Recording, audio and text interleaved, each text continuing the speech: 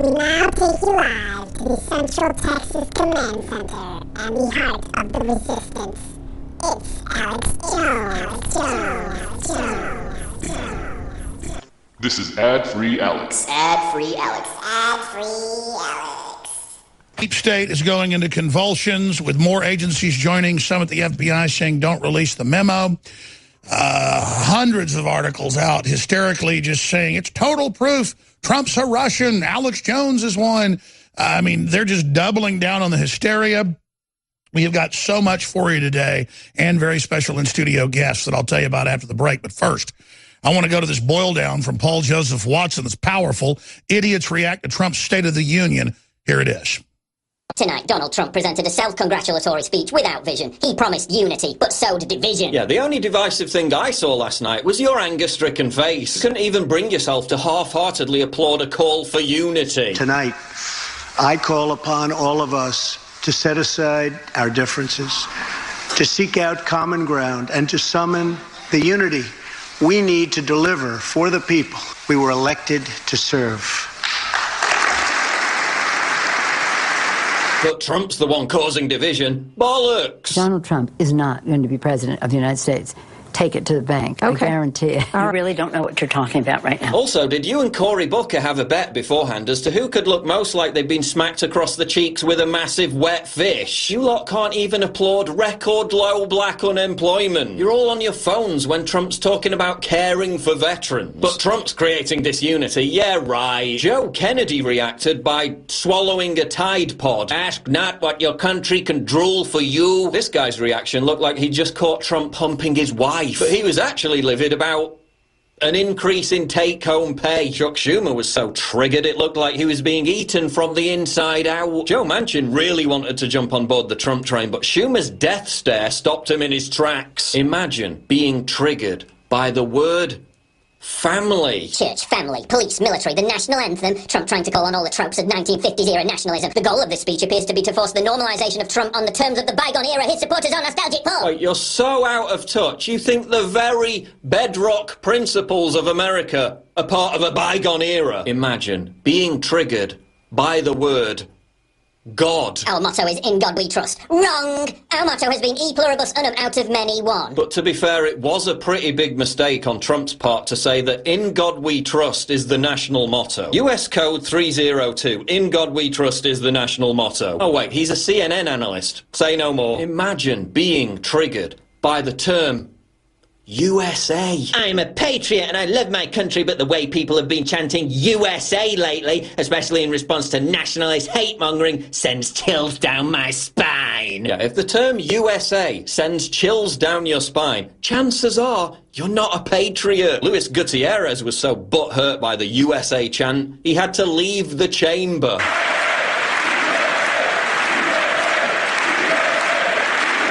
He later said Trump's speech was written by the Russians. So you literally fled the room at the sound of USA.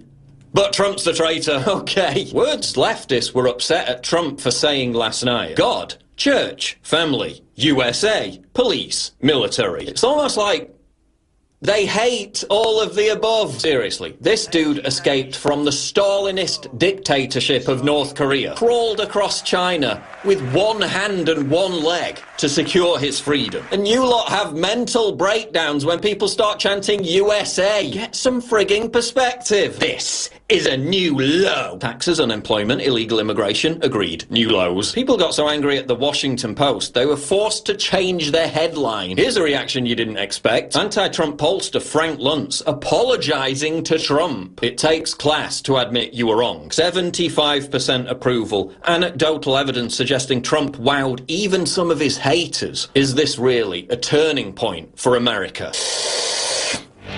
Don't bet on it. Donald Trump is not going to be president of the United States.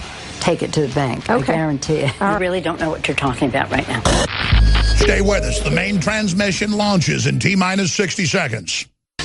Amazing.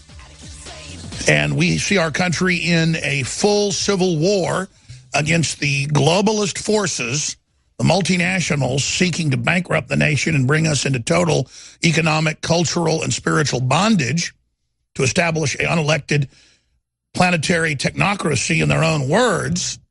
And then you see nationalists popping up all over the world, fighting back against it. And everywhere they get controlled, instantly prosperity comes back because the globalists siphon everything off. They want a post-industrial world where they shut down local communities, where they shut down local farming, where they shut down local autonomy and local diversity of industry and business and production, and centralize it in vertical integration. And that is what is going on, period. And as we expose globalism and its authoritarian dreams and its long swath of crimes, it will never succeed. But it's trying. And what does it do? It says in Catalan, Spain. It says in Greece. It says in Italy. It says in Reykjavik. It says in England, Scotland, and Ireland. It says in Brazil. It says in Nigeria. It says in countries and regions all over the world. If you try to vote in pro-nationalist groups that are free market and who want to get the globalist out of the control of your nations, and if you don't like China with all these internal tariffs against you, but then you've got tariffs set up against your own businesses, if you do that, we're going to say you're a Russian agent. And the Russians have given us the lowest unemployment in 80 years, in just 1 year. The Russians have given us the biggest stock market ever, and the Russians have given us some of the biggest military spending ever and some of the greatest control of the border ever. And the Russians, they've just put over 80,000 extra U.S. troops on the Russian border and moved tactical nuclear weapons up against themselves. And they've got Trump announcing hundreds of Russian rich people that they're going to call oligarchs, and then the U.S. is just going to grab their money. Man, that is quite a move by the Russians. It's pretty amazing. And, of course, they say anybody that wants to release the memo, that's a Russian bot. No proof, no facts. Doesn't matter. You see, they're the globalists. They're the outsiders. And so they've got to then say, oh, everybody that opposes us are Russian agents. And if you talk to a Russian, or if you ever traveled to Russia, if you get a Russian visa, you're a Russian agent. And they're hinging everything on Donald Trump Jr. meeting with a Russian lawyer who said she wanted to meet about ending the ban on Russian adoption into the U.S. Coming up, we've got video of Maxine Waters saying Russia's out to get her. That's coming up in the next segment. And they hinge everything on that. And now they admit there's no Russian collusion, but that they are going after obstruction. And it just goes on and on. And to watch Colbert, we've got the clip. It's on Infowars.com, a Steve Watson article. Stephen Colbert, a teleprompter reader posing as a comedian who poses as a newsman so he can put out fake news. He had Senator Rand Paul on and just kept saying, oh, but we've got proof that Trump colluded with the Russians. And it must be true. He's wearing smart guy glasses. It never ends. So that's coming up. But they're not stopping. But here's the good news. With that State of the Union, and with even the skewed polls showing Trump on average at 75%, the globalists have had their back broken. And the left is in total free-for-all panic. They're becoming a coastal elite party. They are imploding. They're falling apart. And they've sold this notion that some Republicans are retiring because they know the Democrats are about to take over. Most of the Republicans retiring are neocons that see the poll numbers and see primary challengers coming up. Some are stepping down because they're sick of just being in Washington like Trey Gowdy. But overall, the poll numbers show that even the fake 10, 15 points that they had in these battleground states in the 2018 election is evaporating. And so they're a dying party. that tried to double-cross the country, that sold us out to the multinationals. The Republican establishment that worked with them in treason is being exposed and rooted out and ferreted out, or is joining the nationalist movement. If they can't beat us, they're starting to join us. And so they're in full panic mode. As the deep state continues its memo fight, the Democrats' blue wave fantasy dies on the vine. And Vice President Pence and Trump are planning, of course, political stops to rally the troops across the country. And you're going to see record election fraud taking place, just like we saw in Alabama, where Roy Moore, remember, is 15 points behind in polls. He only loses by half a point. That's how they skew it to make it look like a bandwagon. Well, he's going to lose. I might as well, vote for the other person to say I'm a winner. He's 15 points behind. Then he loses by half a point because the polls add, on average, 10 to 15 points in every race. So if Trump's got a 75% approval rating on that speech, it means he broke through to people that were in their trance and got a lot of people, 10, 15% or so, that were in la-la land to finally realize this is a real message of unity. And wow, a lot of good stuff's happened in the last year. And it was dozens and dozens of polls showed 70, 75, 78, 79 was the highest poll we saw. CNN's own poll said 70%, and they had to dismiss it. So they're going into full insane asylum mode now because they crave power, they crave control over the people. And Katie barred the door. In the states they control that are falling apart, they're going to try to then create little authoritarian utopias for themselves. New Mexico wants to make it the law that you've got to go to college and go into debt. Well, that's in the news today. I told you they want to draft you into government service is what it's going to be. Also, intelligence agencies join FBI in push against plans to release the FISA memo. Congress is now signaling that Trump may release the memo as early as today. The word I heard was Monday, but that's in the news now. We'll see. The FBI is threatening Trump over FISA memo. Paul Joseph Watson article. We have those video clips coming up in the next segment as well. Schiff claims House Intel Republicans secretly altered spy memo, but offers no proof. Again, Republican memo likely to be released Thursday. Administration officials said, that's Reuters. That's today. FBI officials review surveillance memo, could not cite any factual inaccuracies. They just said it's dangerous, don't release it. That's Fox News. But the Washington Post and Reuters spun it.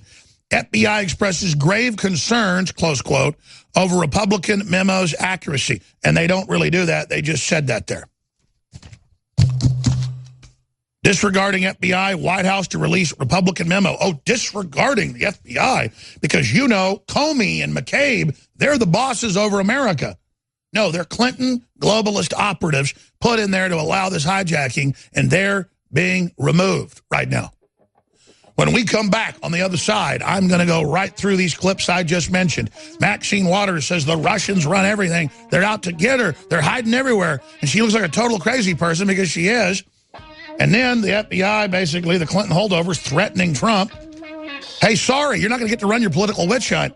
We've got the goods. They've already been released, but more's coming with your little secret society and your insurance policies, and we're going to get this guy. More's coming. Sorry. Maxine Waters, Mad Maxine, has taken it to a new level. Of course, there's all the famous clips of her saying, Putin calls Trump and tells him to use terms like drain the swamp and lock her up. Trump couldn't come up with this. These are quotes. He gets it from Vladimir Putin.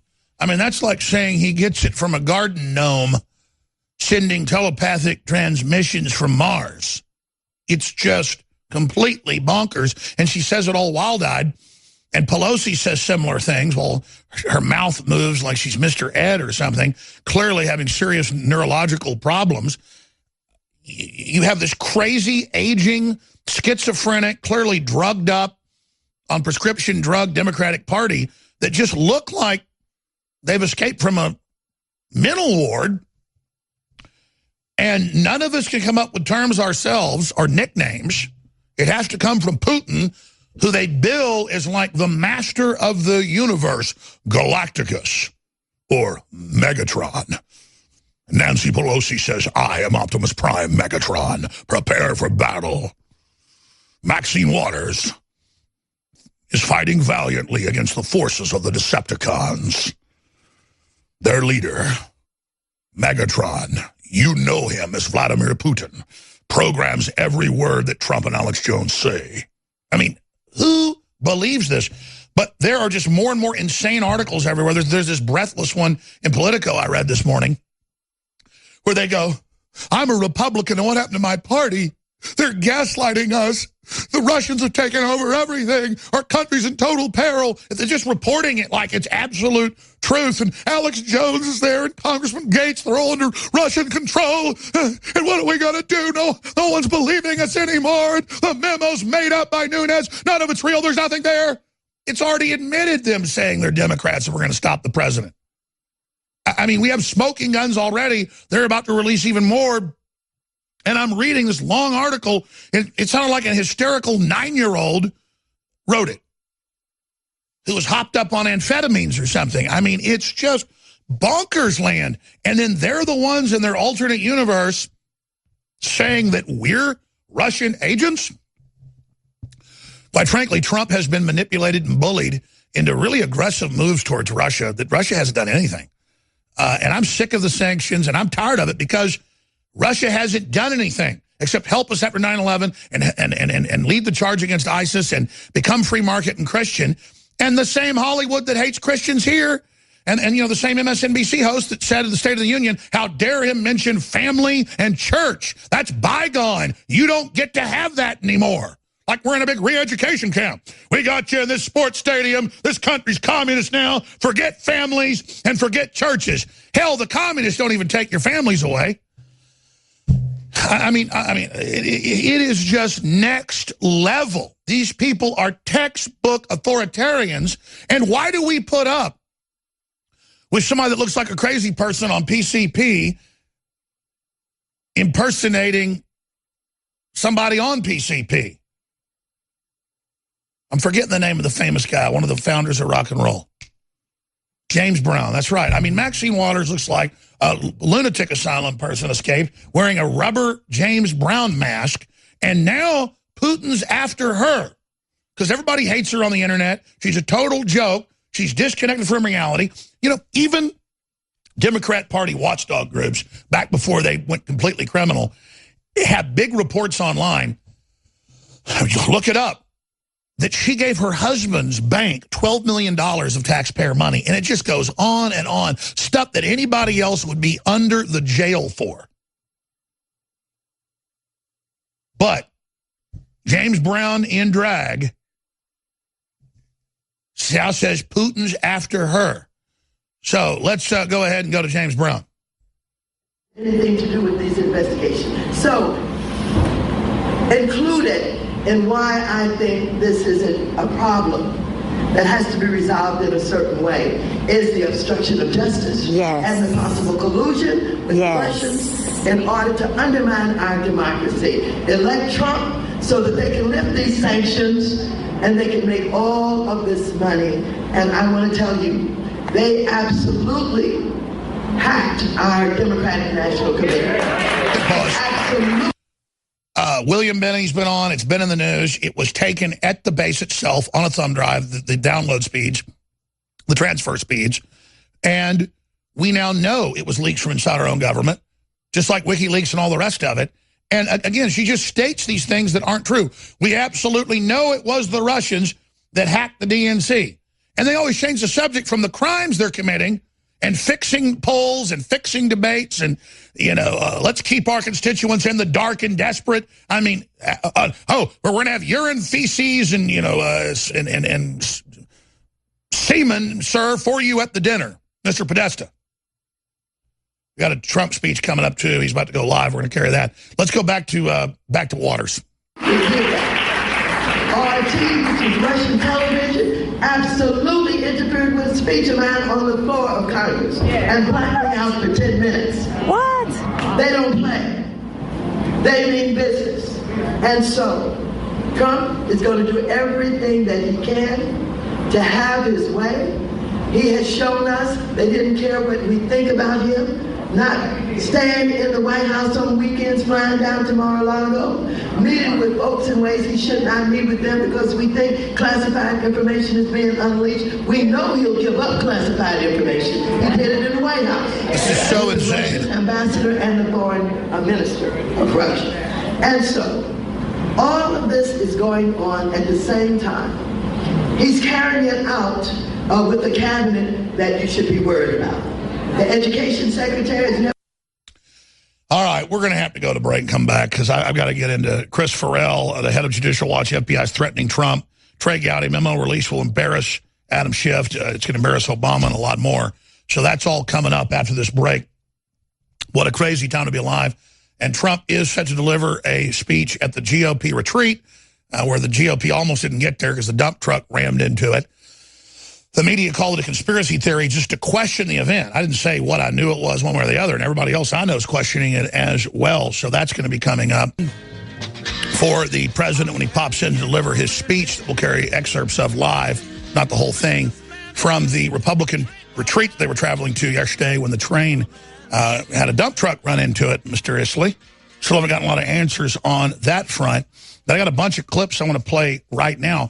First off, I want to remind people just a small sampling, a small snippet of some of the media bullies, the people that make McCarthy look like an angel, saying this person's a Russian agent, that person's a Russian agent, Tucker Carlson, myself, Rand Paul. It's crazy. And it's so authoritarian, it's so anti-American, and they're the globalists that are selling the sovereignty of the country out. I mean, Trump is actually militarizing the borders with Russia, selling weapons to Ukraine when Soros started that war. And really, that's one of the big bad things Trump is doing, is being more aggressive towards Russia than even Obama. And it's one thing Trump's actually caved in on to prove he's not this Russian agent. So that PSYOP worked, and Trump may know what he's doing on this subject, but it's just such a hoax. Why go along with it? I mean, that's why I've decided, and I have gotten my visa to Russia, and I'm going to go there sometime in the next few months. I tweeted out the joke that, oh my gosh, here's the proof that I'm a Russian agent, because if you talk to a Russian, that's collusion.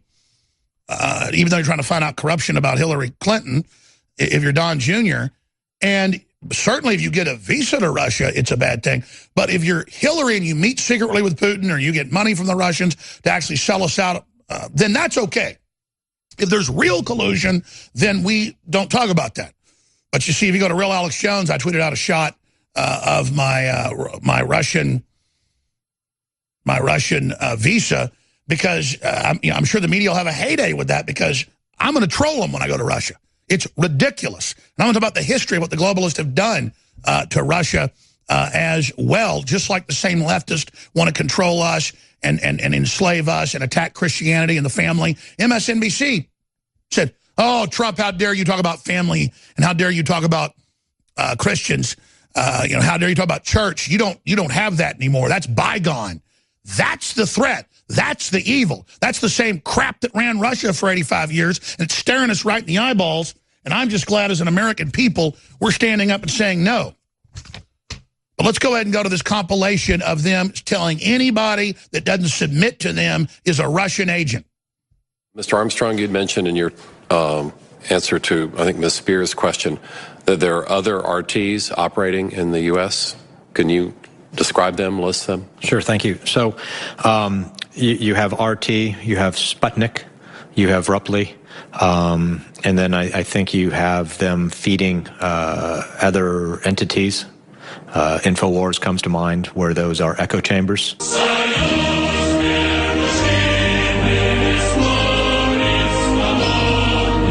Dr. Comey, are you aware that Roger Stone played a role in the Trump campaign? The Russians, let's say WikiLeaks, same thing.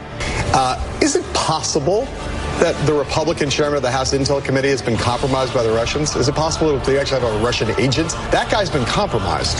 I note the senator from Kentucky on the floor. I will say before I read this, if there's objection, you are achieving the objectives of Vladimir Putin. Senator from Kentucky. I object. Objection is heard. The senator from Kentucky is now working for Vladimir Putin. Russian scum! Some in Congress are demanding that President Obama brief them on Russian interference with the election. They say that, quote, the Russians, quote, hacked our democracy, and they're mad about it. These hacks were of such seriousness, they could not have taken place without the approval at the highest levels of the Kremlin. That's speculation, and we've seen well, it is speculation. Russian hackers used social media to interfere with the 2016 election. Then Russian media reports on the rumors Russians created, and they creep through the media cesspool till they get on real news. Alex, I've listened to you longer than the NSA has and watched your show. And I have to say, you're probably the worst double-speaking liar there is. And I can prove it. The first thing is, when it comes to Russia, there's one thing that you could do to prove it, but you won't. Release your finances and prove to your audience where your money actually comes from. Hey, listen, bro, you have nothing. This is my proof. I appreciate your call. You've got your proof. I appreciate your call. There you go, folks. I must be paid by the Russians. They have nothing. We are back live, ladies and gentlemen. That was just a short section. We didn't include the hearings and things in there where they go, you know, InfoWars that works for the Russians. It's crazy. I'm not willing to have them beat me over the head into calling for war with Russia and thinking Russians are hiding under the table. This whole hoax is going to end up going down in flames, and it already is. And just wait till Trump releases the memo. It's just another domino to fall. Now, here is Chris Farrell, the director of Judicial Watch, director of investigations at Judicial Watch, saying that the FBI behind the scenes, at least the Clinton holdovers, are threatening the president. And, of course, they are. They're the holdovers the entire time that are dug in. And then Trump goes, oh, you're a good guy. I'll put McCabe in. He's the ringleader of it, who got $500,000 from Hillary to his wife. I mean, it's amazing. And the media won't even tell you this is going on. They just say, we don't know why McCabe stood down. It must have been fired. Boy, but these Russians are really powerful. And Maxine Waters is giving speeches going, I'm under Russian attack. They're playing hardball. And it's insane. Okay, let's go ahead and go to Chris Farrell. Let me boil it down real simple. The FBI is threatening the President of the United States. How so? Well, you know, they're going to come out. First of all, they've tried to put him in a corner and say, hey, look, we really don't want you revealing all the criminality that's going on in the organization. And so they're in a very reactive sort of posture. And so they broker a meeting with the chief of staff, who's the wrong person to meet with, first of all. Yeah, I would think. And then secondly, even after this supposed negotiation where the White House gave up its power, gave up its position of authority, they acquiesced to a meeting which never should have happened with 5 negotiators who I'm sure, you know, call themselves experts, you know, cautioning and warning and, oh, you know, General Kelly, this will be a grave problem. So they try to intimidate in order to cover up for their criminality. And then when they're all done, they still come out with a statement. When was the last time the FBI came out with a statement on anything, Lou? Yeah, well, it's a great point because I still haven't seen the Benghazi report. I still have, you know, we can go through the list. Yeah, exactly. That's good. Let's stop there. Where truth goes. We're going to go now to Trey Gowdy. Memo release will be embarrassing to Adam Schiff. Democrat colleagues didn't want us to find this information. They did everything they could to keep us from finding this information. So, of course, they don't want us to share. Will it be embarrassing to them? I think it'll be embarrassing to Adam Schiff once people realize the extent to which he went to keep them from learning any of this. So that would be the embarrassment. Go ahead. What do you mean? By that? I mean, going to court to help Fusion GPS, so we can't find out that they paid for the dossier. And pause. And that they will. Let's translate that. Adam Schiff. That's what Trey Gowdy's saying. Adam Schiff obstructed justice and tried to block the release in court. The Democratic leader of the Intelligence Committee, the number 2 person, tried to obstruct. That's what's coming out. That's in the memo. He's telling you. Tried to obstruct information about who paid for Fusion GPS coming out. We already know from the evidence of some of the text, it was the FBI that paid for it. So when we come back, we're going to finish up with this powerful clip straight ahead with Trey Gowdy laying out a big chunk of why this is so serious for Schiff and why Schiff looks even more squirrely-eyed and criminal than ever. Man, what a pack of un-American scum. And they're so pissed the country's coming back. They just don't know what to do. Live here in just a moment as he approaches the podium. And then Trey Gowdy's come out and said Adam Schiff obstructed justice, the evidence will show. That's coming out in the memo, trying to use congressional power to block courts releasing information on who paid for Fusion GPS. We know who did, the FBI and the Democrats. Let's go to the president live at the Republican retreat in West Virginia. Thank you, Paul and Mitch, for the introduction and for your tremendous leadership. You folks have done well. I just looked at some numbers. You've even done better than you thought, I think, based on what we just saw about 10 minutes ago. And I want to thank you to the governor of this incredible state, my very good friend, Jim Justice, and his wonderful wife, Kathy, who are with us. And Jim is now a proud member of the Republican Party. He was a Democrat. He switched over, right? You don't see that too often. Maybe we'll see it more and more, but thank you, Jim. And the hotel is beautiful and everything's beautiful. The Blue State Fantasy. Great to be among so many friends for the second time. The Blue Wave Fantasy's collapsing in all the polls. Even their fake polls show they're negative now. As we were all inspired. And I really mean that. We were inspired by America's heroes and uplifted by everyone who has sacrificed in the fight for freedom. They were and are incredible people that we saw that night, and tremendous courage. And one of the people, I have to say, boy, you got a very big hand, Steve.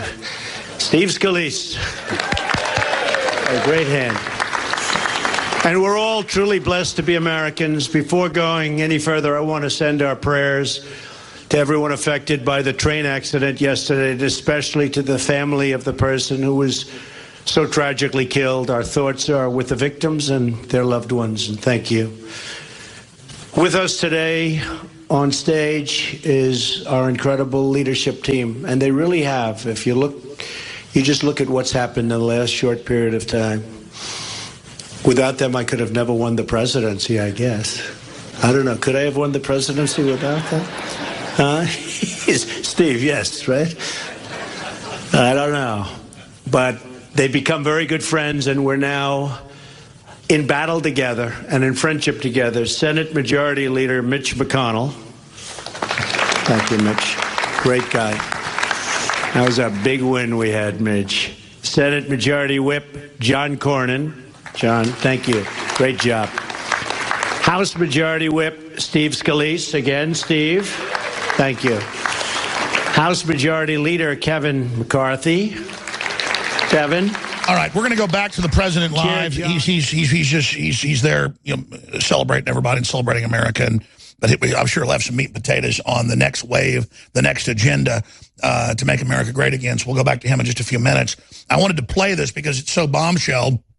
This is Trey Gowdy on Fox and Friends today saying Schiff's going to be really embarrassed by all of this.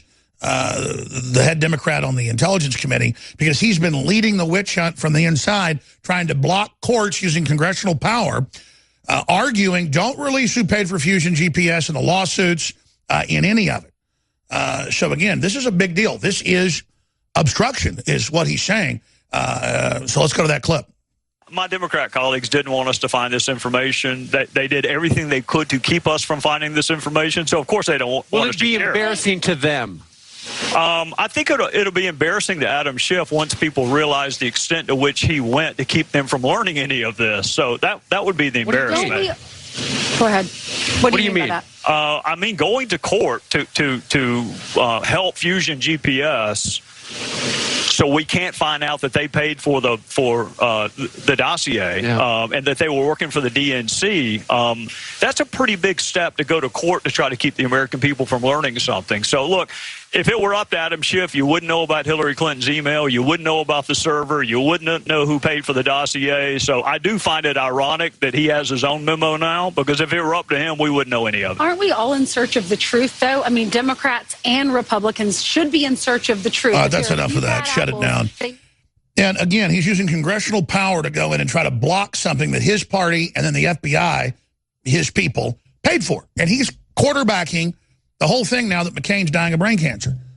And he's like this god they put up there who runs around calling everybody Russian agents. I, quite frankly, am sick of it. I'm tired of it.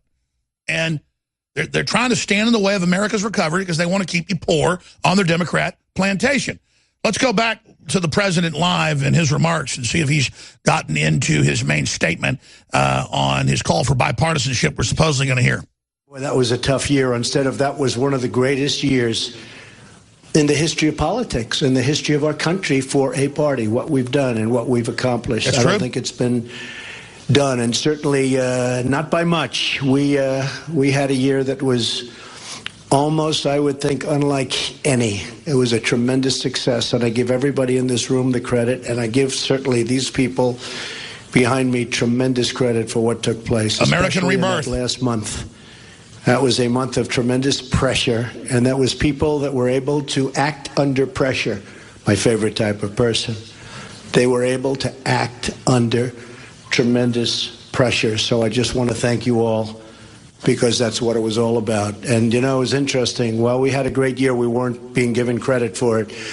Regulations at a level that nobody's ever done. In 1 year, we knocked out more regulations than anybody. Supreme Court justice, judges all over. So many different records, so many successes. But when we got the great tax cut bill, and we call it the Tax Cut and Jobs Bill, we got that. It was like putting it all in a box and wrapping it with a beautiful ribbon.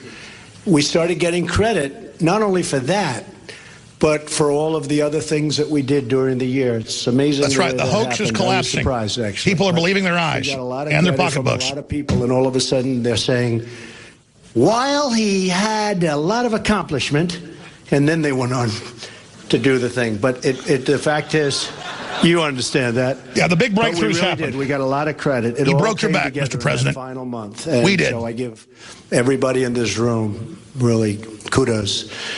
We're a nation of builders and dreamers and strivers and fighters. And together we're building a safe, strong, and very proud America. Already since the election, we've created 2.4 million jobs. That's unthinkable. And that doesn't include all of the things that are happening. And then he'll go through the litany. We're going to go to break here in a moment. And so we'll be able, this is live right now, but we'll obviously be able to rewind it to those points and get some of the main snippets for you. We've got Mike Adams, the health ranger, joining us in studio with his big high-tech lab and scientist he's got. It's now one of the top labs out there, some of the most fancy equipment there is. He tested the Tide balls that have been this big craze to see if there's something addictive in it that people found. A lot of poisons are addictive. And what he found was in these things, chemical-wise, is insane. So that is coming up with Mike Adams. About 15 minutes to the next hour, we're going to have that for you for a few segments from CWC Labs. And then we're going to continue and open the phones up and take your phone calls today in the third and fourth hour like we did yesterday. But before we go any further,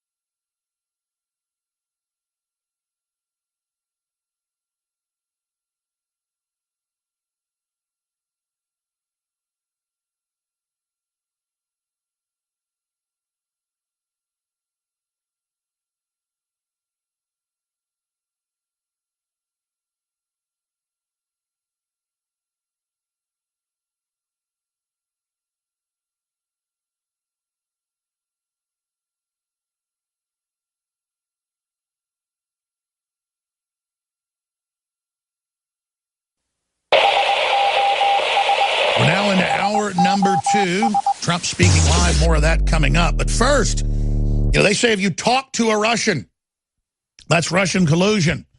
And Putin magically runs everything. Maxine Waters says Putin's after her and that he tells Trump what to say and do. So I've told people I intend to go to Russia sometime in the next 6 months or so to go see who supposedly I'm getting orders from. Never been to Russia. I've known a couple Russians in my life. A great lady from Russia works here. Came here as a kid, was in the U.S. military, patriot. But, you can't trust any of them, folks. Who you can trust is Adam Schiff, yes. But there's the tweet. Looking forward to Putin giving me the new hashtag to use against Hillary and the Dems. It's my Russian visa that came in yesterday. So you can see my name there in Russian. That's the proof right there, ladies and gentlemen. Absolute death penalty now. That's at Real Alex Jones. If you're a radio listener and want to see that. But here's a joke clip we shot at a nice little restaurant a few months ago, Russia House. And there is a Russian in the shot. Can you spot her as I'm surrounded by lovely ladies? Here it is. We pledge allegiance to Comrade Putin and his great minion, Donald J. Trump, to make America great again. We pledge this plan to destroy the Americans, to save their economy and their people and their border and their military. Hail Putin! Hail Russia! We will never surrender! Здравствует Россия и Америка! Yes. За дружбу народов! Yes, that is the KGB plan. Well done, comrades. We'll show the Americans. Now I'm not using my fake Texas accent now. I am using my true Russian accent when I speak like Amerikansky Yankee scum. But new sanctions against Russia and tanks and weapons being given to Ukraine to attack Russia. That is what we have funded Putin's minion, Donald J. Trump, to do. And to not give Russia credit for knocking out ISIS. That is why we put him in. And to increase U.S. military and nuclear weapons and control border and take care of veterans and hire millions and then take jobs away from Russia. Oh, Trump is doing well for us. Oh, he is doing so well, having the United States become dominant on the world stage again. It is not the globalists that were hurting America. No. I try to talk Russian. I sound like Cookie Monster. Oh, Cookie. Oh. And, of course, this, unclassified, Trump preparing new sanctions against Russia. Report to Congress pursuant to Section 241. They've had this for a long time. And it's where he's targeting hundreds of Russian millionaires and billionaires, saying we're targeting you, we're watching you, and we may take all your assets with no proof. This is the true sign of a Russian agent. Yes, targeting Russians, taking their money for no reason. Down with America. That's why Trump says America first and wants you to have optimism. That is how we demoralize you. 2 + 2 = 500. I agree. And Comrade Putin is after Maxine Waters. She wants to bring America into the global system and destroy it. But our comrade is helping America.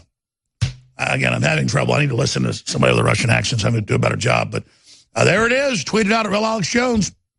Looking forward to Putin giving me the new hashtag to use against Hillary and the Dems. And I'm told Charlie Weasel over at PP Feed, over at Poo Poo Feed, over at BS Feed, over at S-Hole Feed.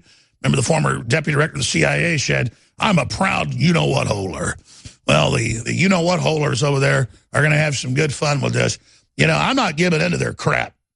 I mean, if they said, we're going to call you a Nazi if you don't do what we say, I'd say go to hell. Oh, by the way, they did that. And then they called me a communist when I was mad at Bush about stuff. And when I didn't like Bill Clinton, I was a right-wing racist. And I just learned. But now I'm a Russian agent. See?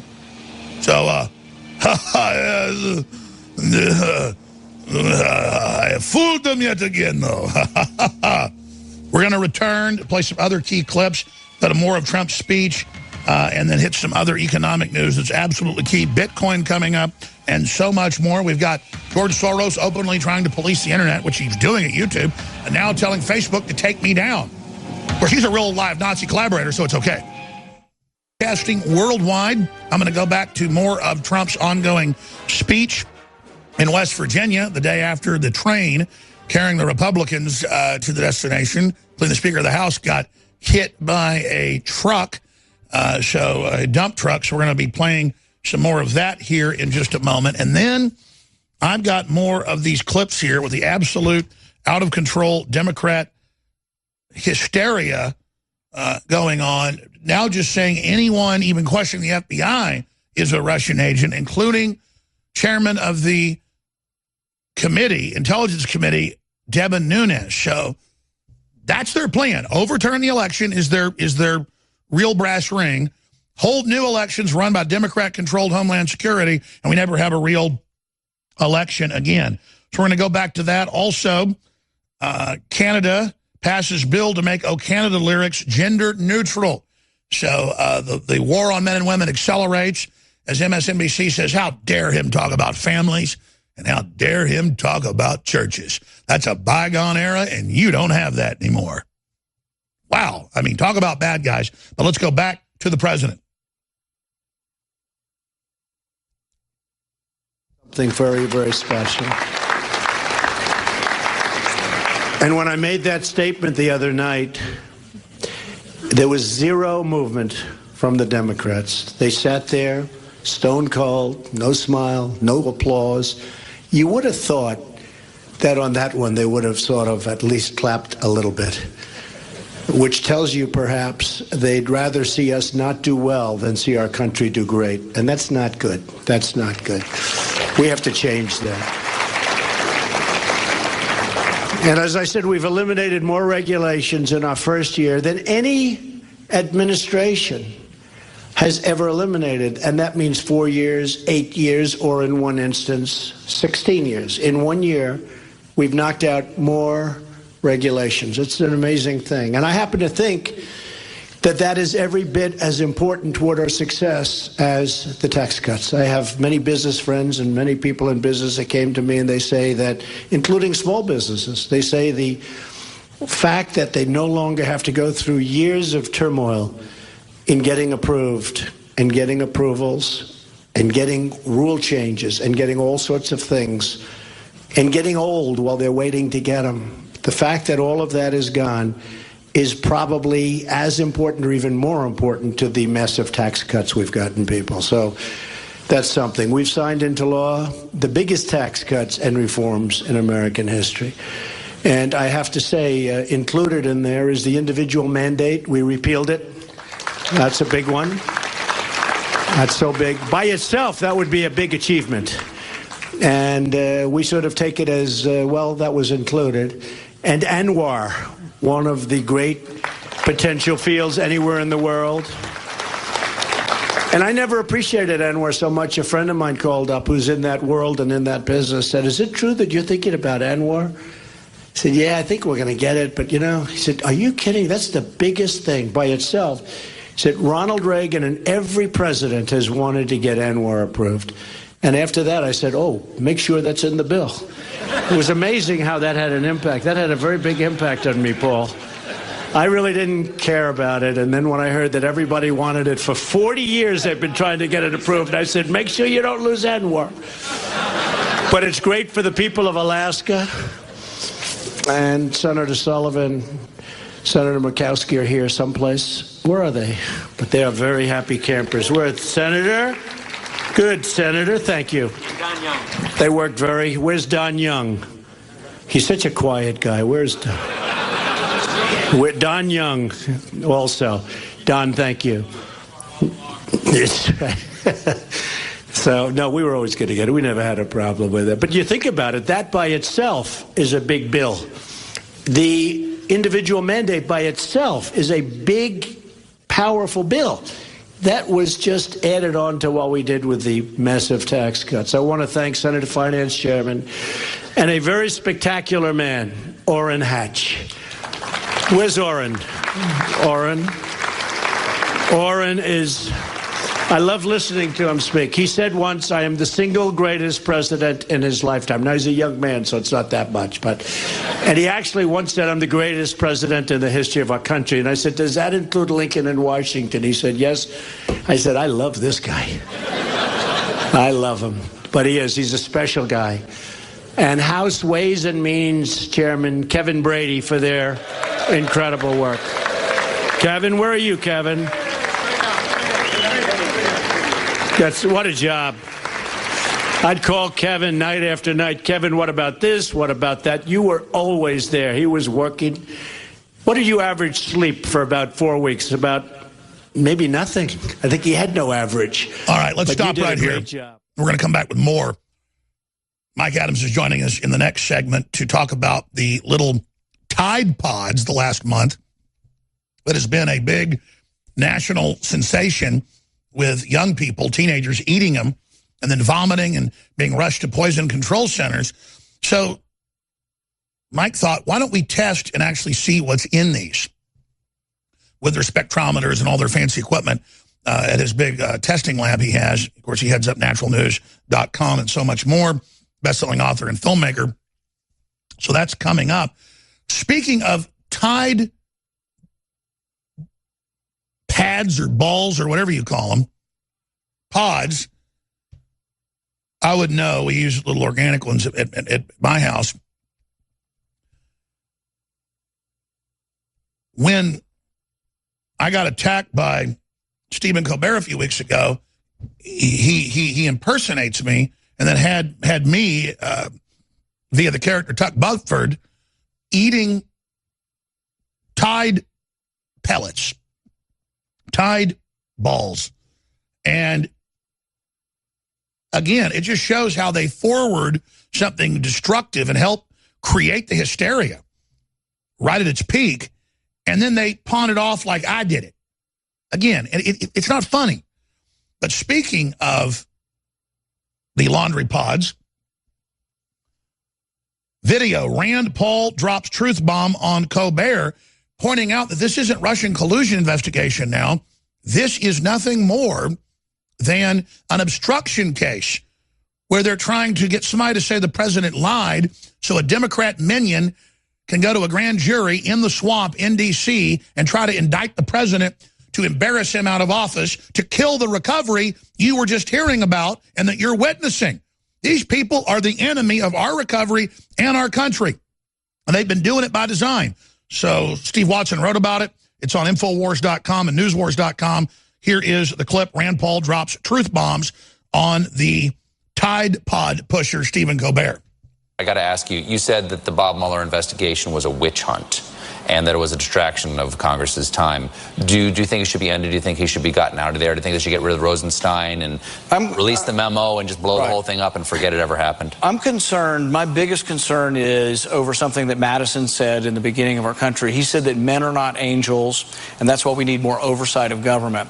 Our intelligence community has the ability to listen to every phone call. Every one of your phone calls could be listened to if they wanted to. Every one of your emails can be tracked. Every one of your phone, who you call and how long you speak can be tracked. Every bank transaction can be tracked. And so I think because men are not angels and women aren't either, is that there could be bias enter into the intelligence community, and we have to be very, very careful that someone gives them a check and a balance, and that check and a balance should be a judge and a warrant. So one of the things, I fought with over this collection of FISA data was that we should go to a judge to get to that. What does that have to do with Mueller? It has to, I'm concerned that we've given too much power to a prosecutor.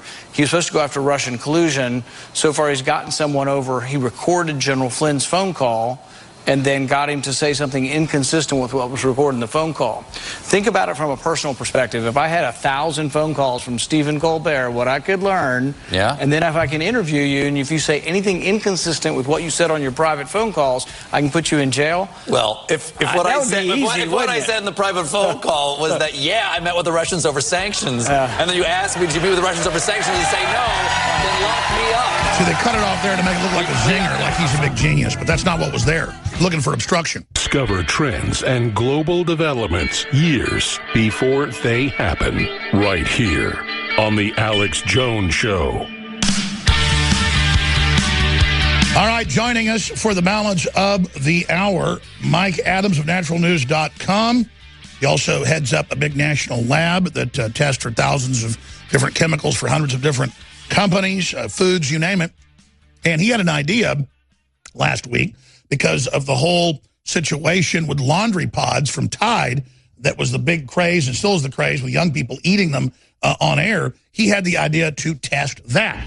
And what he found was incredible. Exclusive Tide laundry pods found to contain over 700 chemicals. Independent lab test results released to the public. Stories at naturalnews.com. We're posting it as well to Infowars.com. It's also at science.news, one of his other big sites. So Mike Adams is here with us. That's coming up in the next segment. He wanted, we're going to show you this, the scans, the chemicals, all of the bizarreness that young people are taking. You know, a lot of poisons or toxic things famously have been used as drugs, like people that were addicted to arsenic, like Jack the Ripper. So that's coming up next segment. Mike, good to have you back. Let's first get into what you wanted to talk about when we were talking during the break about now they're set to release the memo tomorrow, they're saying, the FISA memo, what we see happening in this country.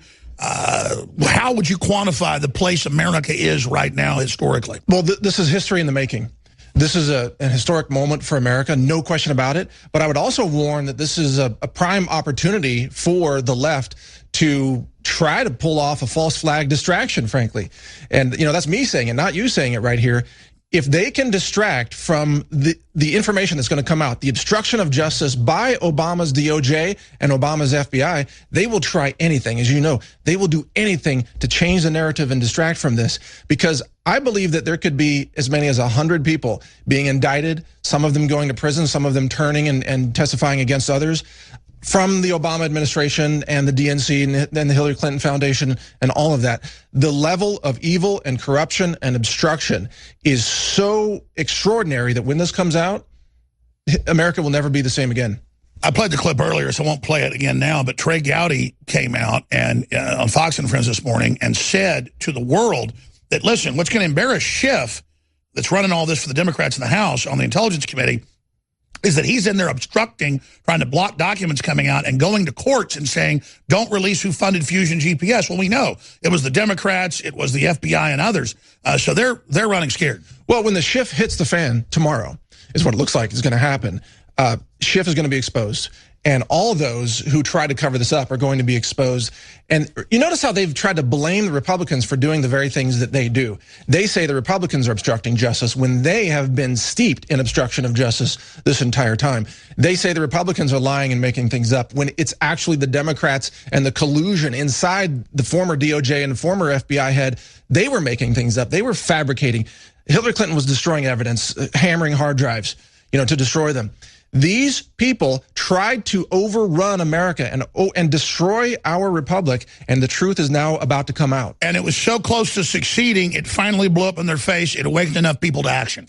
Absolutely. And again, as you said, Trump's victory gave us a beachhead into America.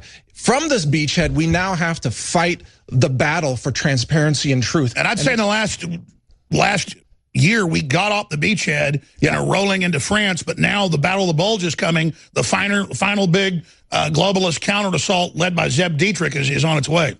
Well, absolutely. And this is why we, the people, have to continue to support this administration. We have to support Nunes. We have to support people like Rand Paul who are demanding transparency. We have to continue to call for the release of the memo because the FBI is right now trying to interfere with that and trying to shut it down even as we speak. And you cannot hype enough the amazing event horizon jump point historically when you enter these points that really are the breaks, like in pool, for the next 100, 200 years. I mean, every historian, every analyst agrees we have reached the critical juncture, really deciding the future right now. Well, this is going to break the deep state. This is so much bigger than Watergate. From all the reports that we're hearing and from reports like Sarah Carter, other journalists out there doing independent reporting, as well as your crew and so on. This is so much bigger than Watergate that history will have to be rewritten based on what's about to come out, it looks like, tomorrow. And if the globalist media thinks they got discredited lying and saying Trump wouldn't win the election and the WikiLeaks and rigging the polls and rigging the debates, which everybody saw, that's why they lost. Yeah. Trump really won by like 10, 15 points, the numbers show, and they stole at least 5 states. try to steal others, but the avalanche, the landslide was so big that it just made it over the top. And if they think that discredited them, the economy coming back with only 1 year when they had us on death's doorstep, and everything else has discredited them. And now, as their whole Russiagate implodes, it is the coup de grace, the final blow. This will be absolutely devastating to the Democrats in the 2018 midterms. As the facts come out, there will be dozens of other investigations launched based on what's in this memo, and dozens of people being indicted and going to jail. And I want to say this to you. I savor this not as a feeling of victory or triumph, because we're still deep in the fight, but I know behind the scenes, we're not whining. We're just saying, you've been persecuted, I've been persecuted, a lot of our people have, and the fact, and you know Trump has, the fact that we're winning, it makes all that pain not be pain anymore. I felt incredible pride and inspiration watching the State of the Union address. You know, just for once to say, we are taking America back for what it was founded on. 8 years of hatred and destruction and collusion under Obama to systematically dismantle this culture, this country, this economy. And now back from the dead, it gives me chills, it brings tears to my eyes, because we have been so close to the enemy having total sway over us. Absolutely. A Soviet-style purge is in all their documents. They were going to literally persecute the hell out of everybody that's decent. They're still tweeting in MSNBC, don't talk about families and churches. You don't get that anymore. These are like people in a re-education camp running it. I mean, they're so evil, Mike. You're not lying at all. You were on the list. I was on the list. Other websites were on the list to be shut down and taken over by the DOJ. That's been in Congress. That's been in Congress. To have the domains seized, to have people like you and I vilified as Russian agents. You know, you did a parody on that, but that was their actual plan. They were going to go ahead when she won with that. Absolutely. We're seeing the false launch of all this, but they're still going with the plan. They are, but their plan is now about to unravel at a scale that we've never seen before. And that's the danger, just like Trey Gowdy, everybody said, they're cornered rats right now. Right. They're very dangerous. They're capable of anything at this point, anything. A false flag operation, anything to change the narrative. If it has to be, well, you know, a train full of Republicans slamming into a truck, that might have been just a small taste of things to come if they get their way. But let's hope that enough of the deep state has been shut down now where they can't pull off something big like a biological attack or a radiological attack on some city, because I have no doubt they would do anything to change the narrative and try to change history at this point. I agree. I know Trump likes to get peak anticipation going. He needs to move to the left, move to the right when they think he's moving to the right, move to the left, zig when he zags. I think he just released it right now, because I'm telling you, they're trying to load up federal buildings with ammonium nitrate right now to blame it on us.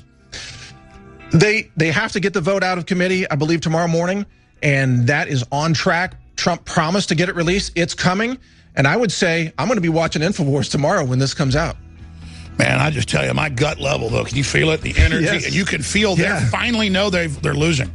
Yep. So right now, the whole energy's changed from that satanic, narcissistic arrogance to just, they're like demons, like pigs that are demon-possessed running off a cliff. Weasel-eyed demons like Pelosi, Waters, and Schiff, and just the panic in the leftist media, they know what they did. It's already come out, a lot of it. The conspiracy against the voters of this country, the massive attempts to overthrow an election, a watershed election, a political realignment. But no army can stop an idea whose time has come, to quote Victor Hugo. But we're going to get back into that in the next segment. Right now, groundbreaking information dealing with the whole fiasco that we've seen the last month with Tide laundry pods. And it turns out that someone sent a comedian a tweet challenging him a month and a half ago to eat one on air. He did it, and now it's spread. But let's talk about, let's use some idiotic, moronic craze like this to ask ourselves, what's really in a Tide pod? Well, Mike Adams, who has a huge scientific lab with engineers, the whole 9 yards, works for some of the biggest companies out there, has tested it. His article is at science.news. We've also posted it to Infowars.com. He's got all 700 chemicals listed. He's got all the different computer readouts and shots. He's got it all broken down. But just 2 weeks ago, Colbert, in one of his many attacks on me through the character he's created that supposedly is Alex Jones, is up there eating Tide Pods on air and telling kids to do it to protect yourself from the New World Order. So here's a clip of it. Followed up with drinking a bag of Tide Pods, all right? I tape a little, damn, Ready Whips made this so slippery. Anyway, the point is just work your way through these. They got a real kick to it. Plus, it'll make your lower intestine, I mean, your duodenum will be brighter and softer than ever. I think it'll kill you, won't it, Mike? Well, we'll talk about that in more detail here. Stamps.com. All right, it's a service that sends a convicted felon to intercept your mail so that the jackbooted government mail carriers can't push their propaganda through your letter hole. Stick around. We'll be right back with funny man Steven Seagal. So they're the ones pushing this, and then I get blamed because at the first of the segment he says this is Alex Jones. Let's go to his other character Tuck Budford, but he plays clips of me first. Then he goes to this, but no, here we are actually telling you what's in it, doing the opposite. We're saying don't eat it, don't eat any household chemicals, call poison control if you accidentally ingest them. We're not the ones saying it; they are. Mike Adams. It is an incredible confirmation of actually your commitment to real science here. Thank you for having me on. Thank you. To have this because we are an ISO accredited laboratory, which puts us above most university labs in terms of accreditation. We're audited, we're inspected, we have to pass tests to be able to be accredited. We have looked at Tide Pods and we've identified over 700 chemical signatures. There are actually over 1,200. I removed about 500 because they didn't have high enough peaks. So there's 700 that we decided to list publicly, and we've released them, the chemical formulas, at science.news. You can download it, you can see for yourself. And again, tell people the name of your big lab here in Texas. Well, it's called CWC Labs, and we do analytical science. We use mass spectrometry, we use liquid chromatography, and our expertise is actually testing products, and we test environmental samples and water, and we're experts in contaminants. Contamination is our expertise. Now, what we can do is we can show which products are clean, and we can show which off-the-shelf products are actually contaminated, both. And I know... I remember like 6-7 years ago, wasn't your idea for this? You try to get big companies to do it, and they didn't even want to do it. They didn't even want to test these big industry products because there's kind of an unwritten thing, you don't do it. Well, yeah, it's very interesting. Organizations like yours and ed groups are very happy to have your products tested and certified clean because your products are heavily tested already. You know they're clean, they're quality ingredients. It's the globalist corporations that make the toxic products. They're the ones that don't want their products tested. And you don't have the FDA messing with them. They can do whatever they want. That's right. That's right. So, look, this is very good science. This is irrefutable science. We've shown the chromatography. And if you're a radio listener, Infowars.com/show, we are showing photos, video of the whole process. Please continue. Now, remember that the Tide Pods package itself says that if you consume this, you should call a poison control center. So for us to say this is a toxic product is actually consistent with what the product packaging says. So I am saying, yes, it's toxic. And doctors are warning all across America that if you consume this, then it could cause long-term health hazards. Just like fluoride toothpaste. Well, exactly. But think about this. There's another more sinister aspect of this that brings in everything that you're talking about here at the show. If you bombard your senses with all these fragrance chemicals and all these toxic neurological poisons that are found in laundry products, your brain tends to recede. And you are actually, this is not a joke, you are actually less able to have cognitive adaptability. Well, it's called a chemical haze. That's exactly it. It's exactly right.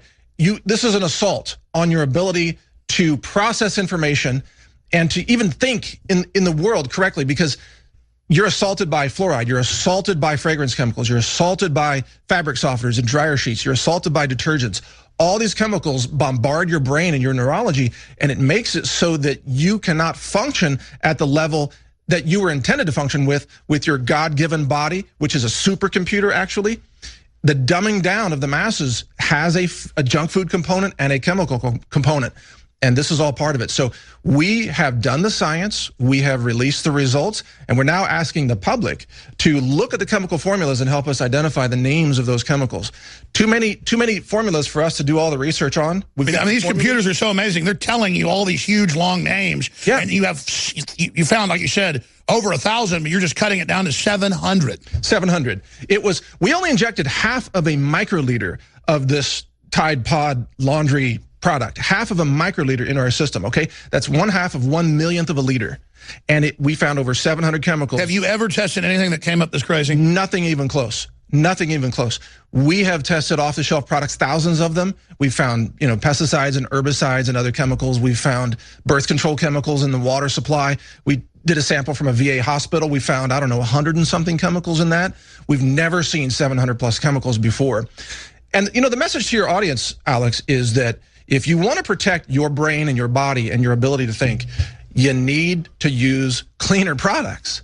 Cleaner products. Exactly. And you point out they claim there's 14 ingredients, but isn't that just like hydrofluorosilicic acid, they admit is mainly out of Florida or out of Colorado at these big uranium mines, or where they mine for phosphate fertilizer, or from China. And it'll actually say on some of the bags from China contains lead, mercury, arsenic, but there's waivers grandfathered in for water supplies to be able to put this in, and they'll only say, oh, we're only adding chlorine and we're only adding fluoride, but under the name fluoride, it could be up to 300 plus chemicals. Oh, yeah, exactly. There's a lot of deception in ingredients, labels, and claims. For example, the Procter & Gamble company says that they have only about 14 ingredients in this product. They list those 14 on their website, and they have nice sounding names, and they say, oh, this citric acid is like from an orange.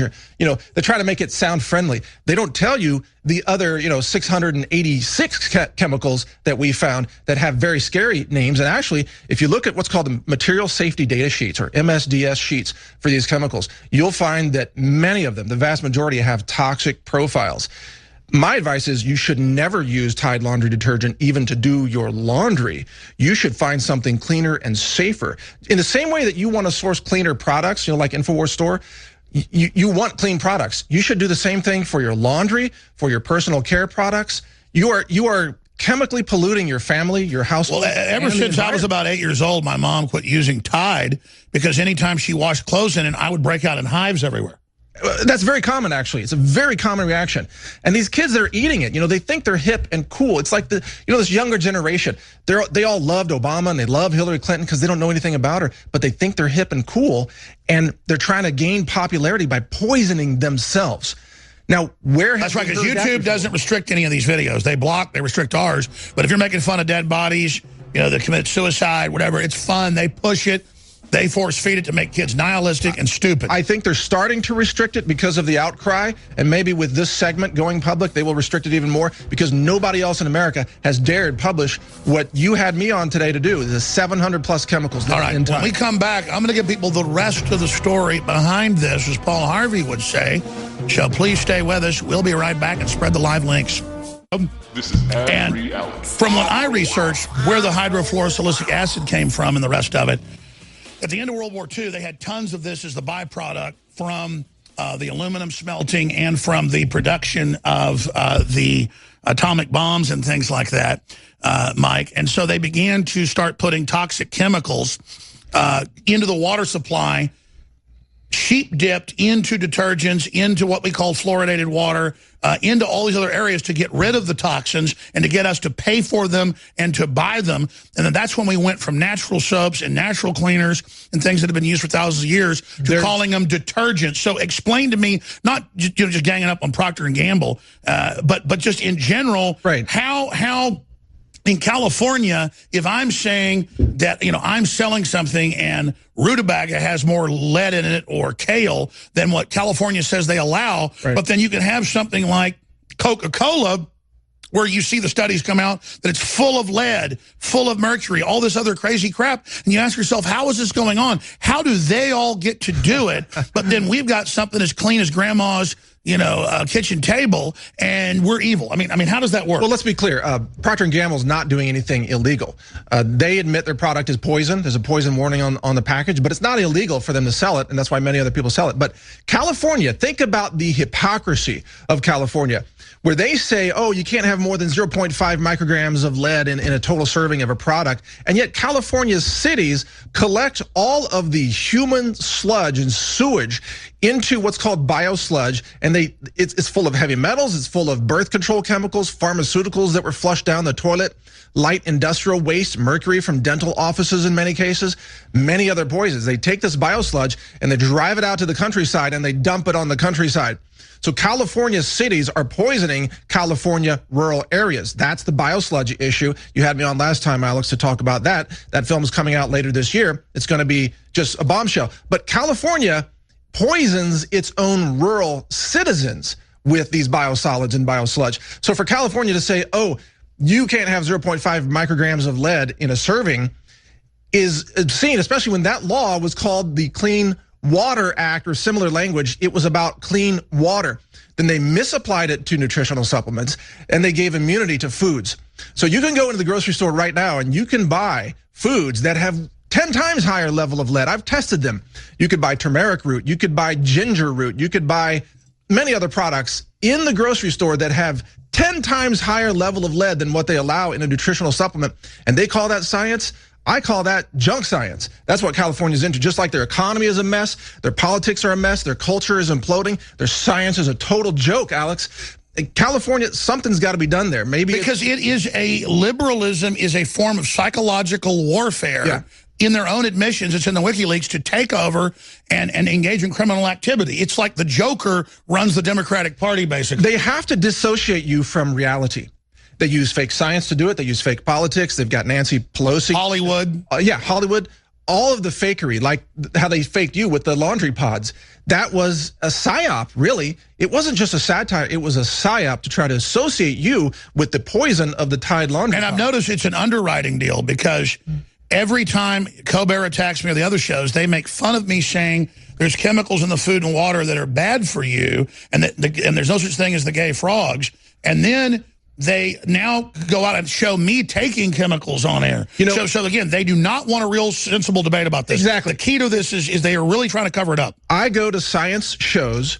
I go like ASMS. I have science posters at the shows. One of my science articles in the journal LCGC was one of the top 6 articles of the year in Liquid Chromatography Journal.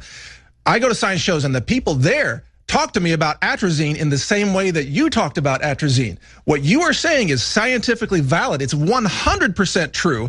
And the people who are attacking you over atrazine are fake science. And they know. And the thing is, they've got a talking point. It's everywhere. Yeah. They're like, don't listen to him. The water's great. GMO's great. Tide Pod's wonderful. Yeah, but it's funny because you have also the extreme environmentalists in places like California who say, well, watch out for glyphosate, right? And they're saying watch out for GMOs. And then they say, what, atrazine is a hoax? What's wrong with these people? They're living a contradiction, and you are pointing out the good science. In fact, I would say, like today, the Tide Pod show, that is really a pro protect your health, protect our planet message here on InfoWars. You are about protecting health. You are about protecting the planet. And they are about... Well, I appreciate you saying the kind words. I'm just for not living in a death cult kamikaze society with all these crazy nihilists that think this is all funny. No, and they want to say that climate change is the problem, that carbon dioxide is a pollutant, which is a scientific hoax.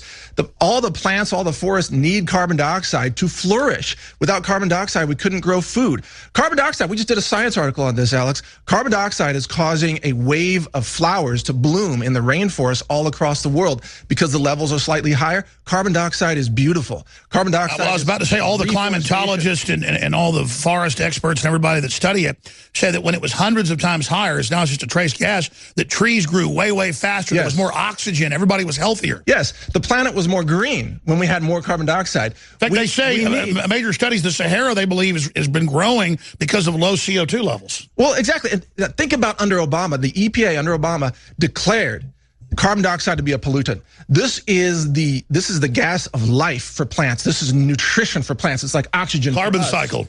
And they called it a pollutant. And if you were aliens that want to destroy life on Earth, you would cut the CO2.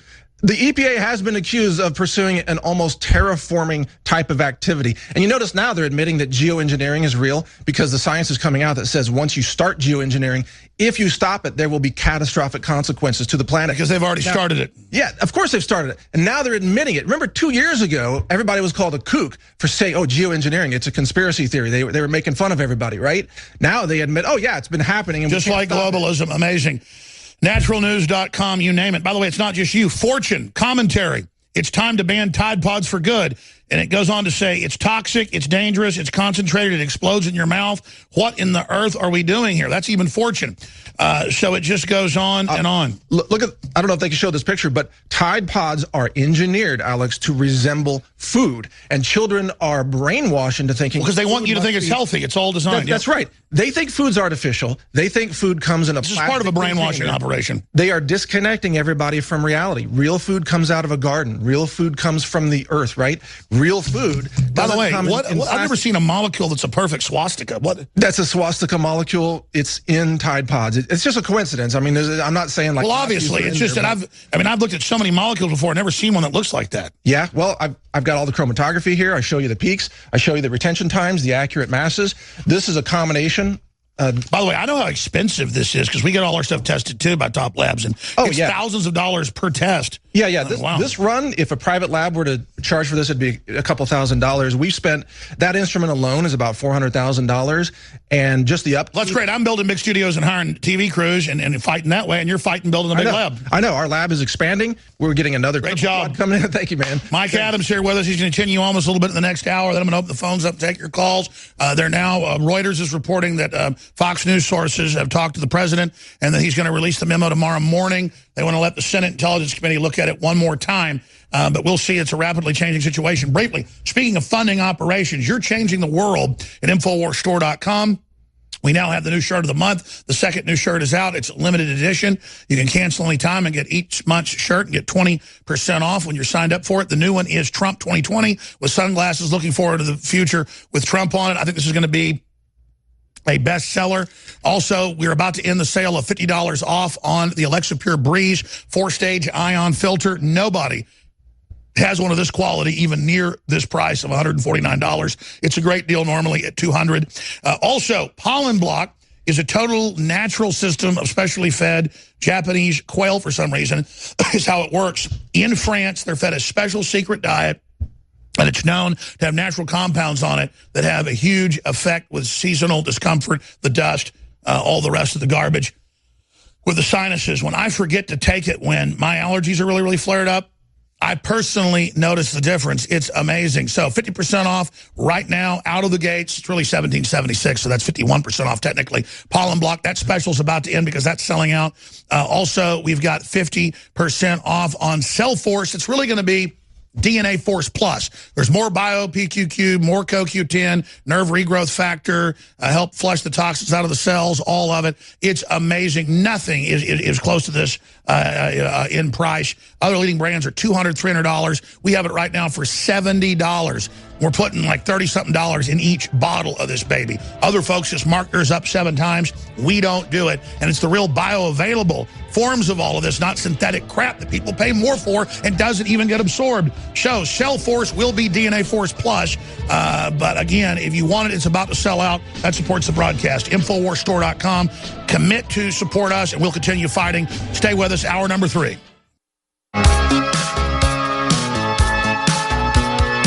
Live from Austin, Texas, broadcasting worldwide, it's Alex Jones.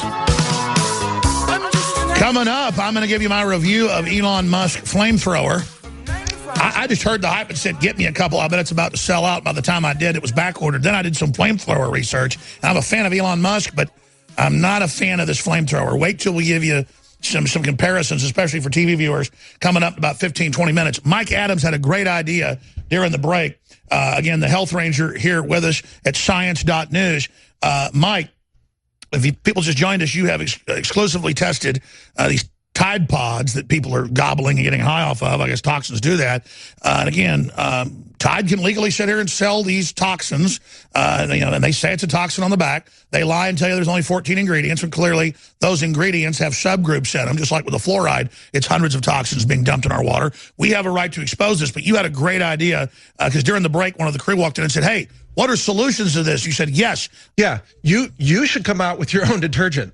And by the way, this is completely spontaneous. This wasn't pre-planned, but you should come out with your own detergent. We'll test it in our lab and certify the ingredients with you. You should offer that to your people. Now, it's kind of heavy. It's heavier to ship than your supplements. So if you offer free shipping, you might have to adjust the price accordingly. But frankly, you should give people alternatives. I mean, well, I already use all the certified organic stuff, and so we should just clone that. Then the listeners can support the broadcast and know they're getting a good one as well. But here's the deal. The last 20 years, I'm no health expert like you, but I know my eyes are burning in the chemical aisle. If I was cleaning the house with chemicals, I would get sick. My hands would fall apart. And it leaves stuff on the glasses. Well, this stuff's all crap. The natural stuff's cheaper and works better. Yeah, you don't need all these chemicals to clean your laundry. You really don't. You just need some more natural detergents. You don't need all the UV altering or blocking, the wavelength blocking chemicals that they use to, quote, whiten the clothes. You don't need the fragrance chemicals for sure, because the fragrance chemicals is really what sets a lot of people off. That's another thing. Detergents eat the chemical ones eat your clothes. Many of them do, but more importantly, think about it. If you saturate your clothing in those chemicals and then you wear them and then you go to the gym, you sweat. Well, that's what happened.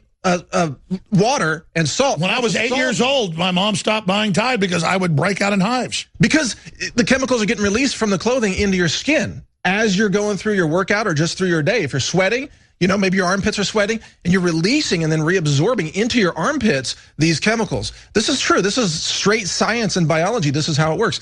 So I think you should offer a clean, non-toxic detergent product to your customer base, and you can do it at a great value because you're not going through retail, so you don't have to have the 200%. No, that's a great idea. That's a great idea. In fact, Tim Fruget's talked about that before, and we've never just done it because, now's the time. Again, everything we already do is what we then get the listeners to support us, to support them. Yeah. So we build a base to be able to have this economy to even resist the globalists, which Trump understands. He is trying to bring the economy back, and it's happening. And that's why your products represent such a good value, because you don't go into retail. We've looked at going into retail too. They have to charge, you have to have like a 200 or 250 or 300% markup. So you have to cheapen the ingredients to end up in the retail stores. And that's why there'll be like $1 in a product that's $30. Exactly. We put $35 in something that's $70. Right, because you sell direct. So your customers. You're getting. The top labs we have making it just go, this is incredible. No one's putting this much stuff in their product. I know. I've had these conversations privately with Ed Group, and we talk about ingredients and everything, and it's so impressive to me because I know the cost of some of these ingredients, like the PQQ and some of the others. You know how expensive that stuff is, or the methylcobalamin form of B12. You know how expensive that. That's like when BuzzFeed tested our stuff. Insanely expensive. They said, okay, it's pure B12 like they say, but this is really the top brand in the company according to their lab, and it was Groups that I private label. Right. So they said, Groups is the best in the country, and they didn't even know it was Groups. They lie about your products the same way they lie about the economy the same way they lied about. And they lie so bad they end up telling the truth. I know. It's totally insane, but see, we've got real science on our side now. We can go head-to-head with anybody that makes a false claim against your company or my company. Well, you did that with Caveman. You tested it and it wasn't true. That's right. That's right. We exposed the fake science that was being used to try to target you. Well, that's the thing. It passes with our labs. It passes with other labs. They test it and it passes open. Then magically, they're not going to let us.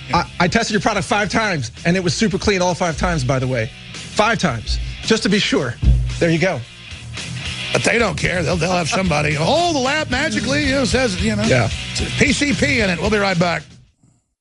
Then I'm going to get into all the news, Trump's speech today, the State of the Union, the globalists want to strike back. But during the breaks, we've been really talking about the globalists, how they operate, what they've been caught doing before.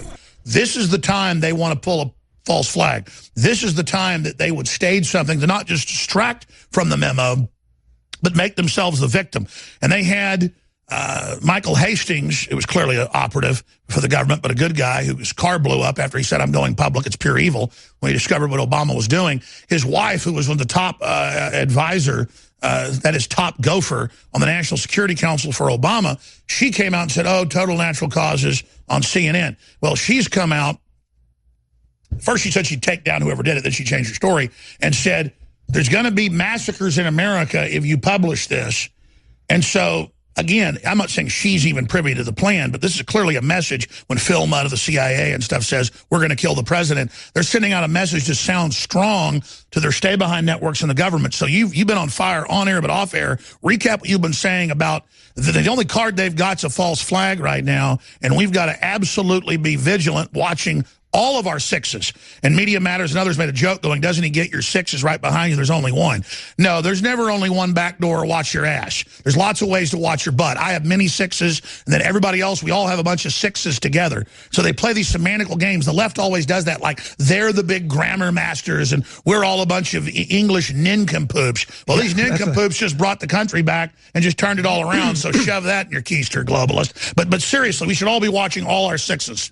They have reached a level of desperation that we can only call sociopathic at this point. The unhinged depths of what the left has now come to. I think Michelle Obama said today, all they have left is hope. That's true because their lies are being exposed. Their false promises are being exposed. Their destruction of America, the systematic disassembly of this culture, of this nation, of this economy is being exposed every single day by our president and by certain Republicans such as Nunes and Rand Paul, as I mentioned before. I would say to every member of Congress who might be watching this, watch your back for the next few days, for the next few weeks, because you are in a danger zone right now, just like they tried to take out Scalise. And the entire leadership of the Patriots, and they failed. So I think Congress is watching. And I think moves like that have now made them be more hardcore patriots.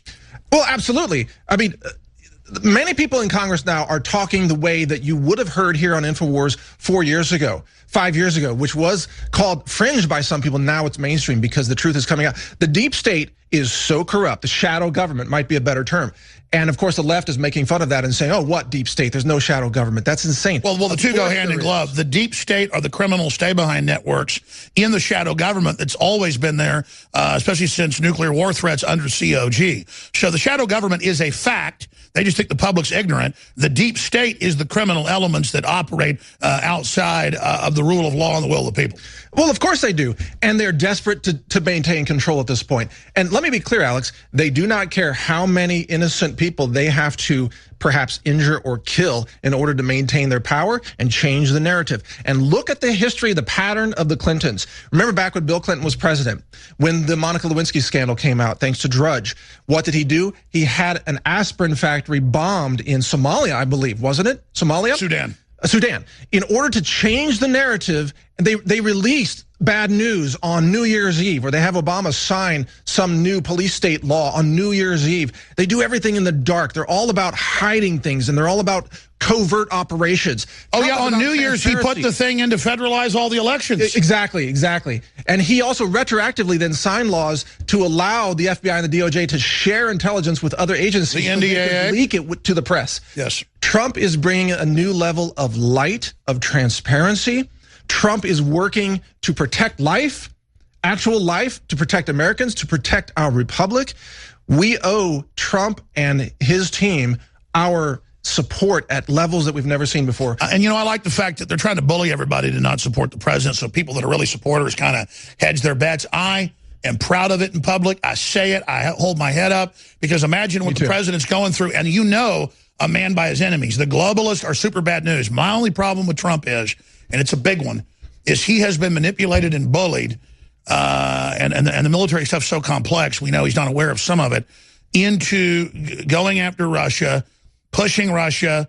Soros funded the overthrow of Ukraine. Now we're sending heavy weapons in, more sanctions against Russia, calling anybody who's wealthy over there, building their country up, an oligarch. I mean, Trump, in trying to prove he's not a Russian agent, has basically walked right up to the Russians and kicked them right in the face, and I'm really worried about it. Well, there are, of course, factions inside the Pentagon. There are factions inside the deep state, and different factions, essentially tribalism inside the shadow government, are vying for position and power. And the number one thing they don't want to lose is the ability to spy on Americans for political reasons. And that's why this FISA memo coming out is going to be absolutely a bombshell, because... And you know that by how scared they are. Absolutely. Yeah. I mean, because they've gone from laughing to like, they're like, don't do it, no, Yes. hey, it's horrible, because they know what they did. They're calling it treason if it comes out. They're saying there was someone said they were going to have Nunez arrested and charged with crimes. I mean, it was nonsense. Well, they're saying he's a Russian agent. Yeah, now he's a Russian agent, and you're a Russian agent, and Trump is. I mean, it's so ridiculous, but the lies are going to be exposed. And America. There's my visa. I just got to go to Russia, though. I saw that. That's. I'm just throwing it in their face, man. I know you are. You're not bullying me. How do you even? That's hilarious. Are you actually going there? Yeah.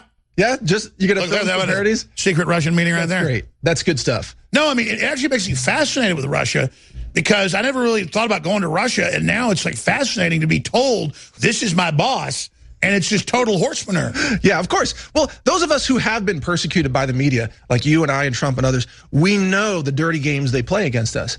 We know how much they lie. We know how much they fabricate. And notice how Trump's been bullied into never meeting alone with Putin when he's met all the other major world leaders alone. I mean, our president is that we elected him. He's a head of state. He could go sign a treaty with Putin if he wanted to. Well, that's the thing. I mean, talking to the Russians, they got nuclear weapons. We better be doing it. You must talk to the Russians if you are a head of your nation. If you're a Secretary of State, if you're the president, you have to It'd be dereliction of duty if you wasn't. Of course it would be. But they try to say that any communication with the Russians is treason, that everything's rigged. You know who's been rigging the elections for all these years is the Democrats. People voting who aren't citizens. And you know who is trying to bring in a Soviet-style deal and whose liberal grandparents are on record. Liberal leftists out of the U.S., a lot of them have been Russian immigrants, they went back and took Russia over. Yeah. American leftists had their foot on the neck of Russia for 85 years, and they're pissed now that Bernie Sanders had his honeymoon there. All of them. These people loved it when it was a place to kill Christians and enslave people. But now, oh my gosh, it's out of their grasp, just like America, and they're crapping all over themselves. Look at the history of communist revolutions. They first have the narrative, they have the language, and they get the hatred riled up in the population, and then they do the kinetic overthrow attempt. Now, the Second Amendment is going to stop them in this country. But look at what Michael Moore just said. We were right up to the kinetic operation. Hillary was going to beachhead it, and then they had strong cities, UN backing, and they were really going to try it. They were going to try it. I say there might be, if they ever try that, there's going to be what I call Second Amendment activation. It came out in the documents. That's why finally a lot of people at the CIA, the Pentagon, and the FBI suddenly got on the Patriot side and realized it was all true, and now that's why it's game over. Because even if they kill Trump and us, they're never going to get away with this now. Yeah, but they're too stupid to realize that. They're going to try it anyway, even though it's suicide for them. Look, getting back to what Michael Moore said, it sounded like he was calling for ethnic cleansing of all white people the other day, that day before the State of the Union. He said the problem's white people, just like Oprah Winfrey. Exactly, and they said they have to overthrow the system that gave us Trump. That's the country. Blatant code words. That's for a communist revolution attempt. Can you imagine if you're a minority, most of them are great people, because most of this is weird white leftists running things, and you just keep hearing, kill the white people, overthrow them, they're the problem, America sucks, right. And Trump's like, unity, we love you, we're turning the jobs back on, oh, screw you, and then some evil demon, goblin creature is out there trying to foment war on white people. I just say every patriot out there, be safe, be prepared, follow the law, support a lawful society, but be ready in case they try something insane. And if they go on an offensive against us, the best defense is a good offense. If they strike and are trying to round people up or whatever, if they kill the president, folks, you understand what you have to do. You know who the enemies are. They're going to try to play us off against the police, go around the police, and deal with the enemy at point blank range. We'll be back. Great job, Mike Adams. Amazing. Health Ranger. Naturalnews.com. To find this information, they did everything they could to keep us from finding this information. So, of course, they don't want us to share. Will it be embarrassing to them? I think it'll be embarrassing to Adam Schiff once people realize the extent to which he went to keep them from learning any of this. So that would be the embarrassment. Go ahead. What do you mean? By that? I mean, going to court to help Fusion GPS. So we can't find out that they paid for the dossier, and that they were working for the DNC. That's a pretty big step to go to court to try to keep the American people from learning something. So look, If it were up to Adam Schiff, you wouldn't know about Hillary Clinton's email. You wouldn't know about the server. You wouldn't know who paid for the dossier. So I do find it ironic that he has his own memo now, because if it were up to him, we wouldn't know any of it. Aren't we all in search of the truth, though? I mean, Democrats and Republicans should be in search of the truth. If there are a few bad apples, they need to get out. But why is this such a partisan issue when if something wrong happened, we need to get to the bottom of it, figure out who's responsible, and then there need to be consequences. But why did the Democrats have a problem with that? I don't know, Ansley. My old job, it was about the pursuit of the truth. This job, it is about winning. And I think that's what frustrates people, and that's how you get a 7% public approval rating. Yeah. I want to know. I voted to let the Democrat memo see the light in a week when it goes through it. I trust people to make up their own mind and draw fair conclusions, but politics has denigrated to the point that it's about winning and it's about embarrassing the other side, and again, that's how you get a 7% public approval rate. So ultimately, Trey Gowdy, what are the questions that Trey Gowdy, when the cameras are off and you're talking to your buddies, that you need answered, that you pretty much don't know, but you think you're in the pursuit of? Well, my main interest is the integrity of the DOJ and the FBI. So if the cameras were off, I would ask my friends at the Bureau and the Department, how pervasive was the bias? I see Strzok and Page, but I want to believe that out of the 30,000 employees, it's just those two. I want to believe that. I got a text this morning from an FBI agent who's a friend of mine, and of course morale is low. The Democrats blame us for that. I think morale is low because most people in this country hear the name Strzok and Page and they associate that with the FBI. I would just tell them that is not the FBI that I ever worked with. And I want to know what the department, this Bruce Orr angle, the number 4 person, no federal prosecutor that I ever worked with would do the things that Bruce Orr did. Sure. So that's what if his wife works for Fusion GPS, that might be an indication. Yeah. Trey, one other name, Andrew McCabe. Were you surprised that he got removed yesterday? I was. I spent the better part of 2 days interviewing him on House Intel and then Judiciary the next day. He was a really professional witness. He answered all of our questions. We were together for about 20 hours, I guess, total.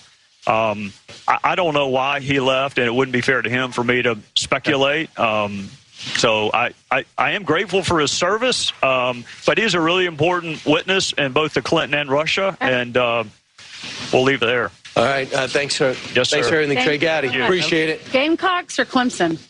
Oh, on television or not on television? I had a kid that went to both schools. That's a politician I had a kid that went to both schools. All right. Let me boil it down real simple. The FBI is threatening the President of the United States. How so? Well, you know, they're going to come out. First of all, they've tried to put him in a corner and say, hey, look, we really don't want you revealing all the criminality that's going on in the organization. And so they're in a very reactive sort of posture. And so they broker a meeting with the chief of staff, who's the wrong person to meet with, first of all. Yeah, I would think.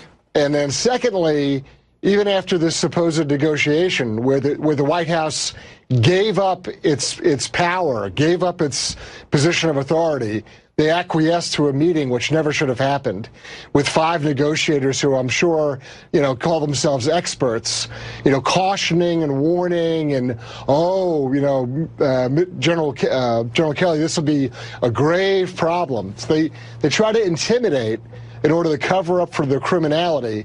And then when they're all done, they still come out with a statement. When was the last time the FBI came out with a statement on anything, Lou? Yeah, well, it's a great point because I still haven't seen the Benghazi report. I still have, we can go through the list. Yeah. The FBI has been a place where truth goes to die and where they're used primarily to cover up. It's under FBI investigation. We can't answer your questions. We'll never see you again. Thank you very much. And so these political operators are threatening the President of the United States. They're betraying their oath to the Constitution. They are so defensive and so reactive, trying to cover up for the big FBI machine, which, as Ed Rollins pointed out before, frankly has a long history of all sorts of different flavors of corruption. Right. That's powerful. That's the Director of Investigations for Judicial Watch. That full video is up on Infowars.com. It's like 15 minutes long. Very powerful. And we've caught them in this criminal political operation to overthrow the elections. That's treason. That's authoritarian. They're desperate now to stop the memo from coming out. They've got hashtag hunt Republicans. They're shooting mayors and city council people and fathers and mothers that are conservative and libertarian.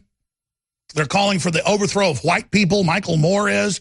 They're calling for the death of the president all over the place. And I'm saying if they kill the president and they're trying to have mass arrest of American citizens, that was in Obama's 2010 document that got leaked to us in 2012 that the Army confirmed was real, where they said we're going to process citizens into re-education camps. They use the Soviet term, and we're going to put the political troublemakers, mainly men, in special camps. And then Hillary talked about fun camps for men. And they're actually thinking about this. And people go, oh, you're against the military. No, I'm against our military being seized to be prepared to be used for this. It's the globalists that hate the military and hate the men and women in the military. There are a lot of great people in the military. There's also a small percentage that, get in just for political reasons or whatever, especially in the officer class. But I've never said the military is the problem or the police. I've said they want to start a civil war where they play the left off against the police to knock out local government, make them capitulate to bring in the Strong Cities Initiative run by the UN. That was all announced 2 years ago. You can't make this up. You cannot make this stuff up. And they were really going to try it once Hillary got in. They were going to keep going with this race riot narrative and all the police are racist and evil and no matter what the facts showed, just keep hyping things till local government ran up a white flag and put SJWs in as the police. So if they still start a civil war and start shooting and killing people, I'm calling for peace. I'm calling for not being played off against the police, a lot of which are probably going to follow illegal orders, at least in the first wave of this thing if it goes south. I don't think it is now. We're pulling out of this right now. We're pulling away from it. We're really getting out of these dangerous waters, but we're far from being out of them. We've just turned the tide. We're going the right direction. We've turned away from the reef right now, from the rocks, just barely. But there are other issues and other problems out there. And it is just an incredible time to be alive. So we need to be politically at point-blank range, not violently, but politically at point-blank range, in their faces, at their events, letting them know that we're not bullied, we're not intimidated, we're going to go out everywhere. They've got Antifa all over this country going out to pro-gun rights, pro-land rights, pro-America rallies, milquetoast conservative meetings, and beating people up, bullying and attacking to make you not be on the street while they're busy censoring the internet with Google, Facebook, and Twitter, and with SJWs, and Hollywood, the NFL promoting Antifa. They are in a full attempt to still bully us, and they're starting to get tired and realizing they got a tiger by the tail. I'm going to give the number out when we come back. Other big breaking news and my flamethrower review of Elon Musk straight ahead. Infowars.com/show. I've talked to Dr. Corsi. He's talked to high-level sources saying, we like QAnon. We believe it's credible. This is Pentagon. This is White House. We want you to really focus on that. And the media's made a big deal out of that. Well, it's true. And, of course, Newsweek's called Corsi and said, give us your sources. Yeah, right.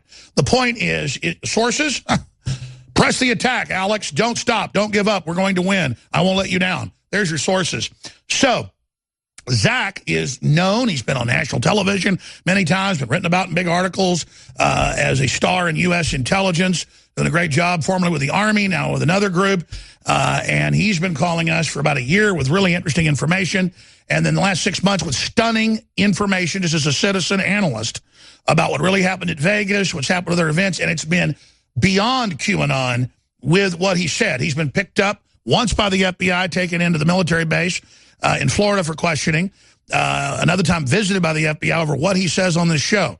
And right now, he's saying Super Bowl this weekend, intel on planned false flags on the Super Bowl in Little Mogadishu. That's what Minneapolis, St. Paul is known as, Little Mogadishu, with a giant Somali population not converting to Americanism, just getting more entrenched in their Islamicist behavior. We have MSNBC analyst, former with the National Security Agency, and, of course, Michael Hastings' wife, Elissa Jordan, saying there will be massacres and huge consequences if you release the memo, which they were going to release tonight, but the FBI freaked out. Now they're talking about releasing it tomorrow morning.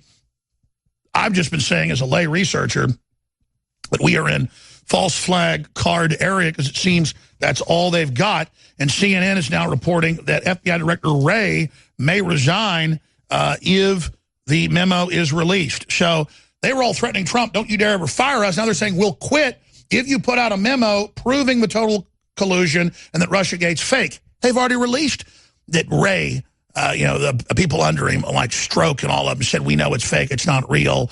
We need an insurance policy. We're going to take this guy out. Violence against the president. I mean, their own spy grid now being turned against him. So this is an incredible time to be alive right now. And we go to Zach. Zach, thank you for joining us. Are you back in the U.S.?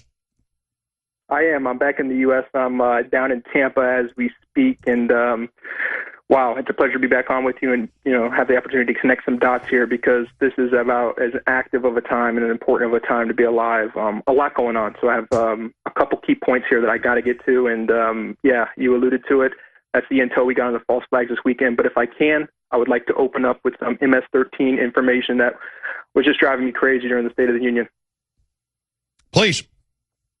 So Trump did bring up the State of the Union for several reasons. The most important, from my perspective, have nothing to do with immigration. I mean, it does have to do with that. But so these are the two words that are going to bring it all down. And, we have amnesia as a public. There's so much going on, but I don't have the amnesia because I saw it with my own eyes. Let's bring up Operation Castaway. All you researchers at home, you guys there at InfoWars, bring up Operation Castaway. Operation Castaway was the sister program to Fast and Furious. It happened before it. This is the $400 million laundered through Wachovia. These are the Tampa ATF agents running the guns to Colombia, to Honduras, to Puerto Rico, eventually making their way to ISIS, all under the Holder and Obama DOJ.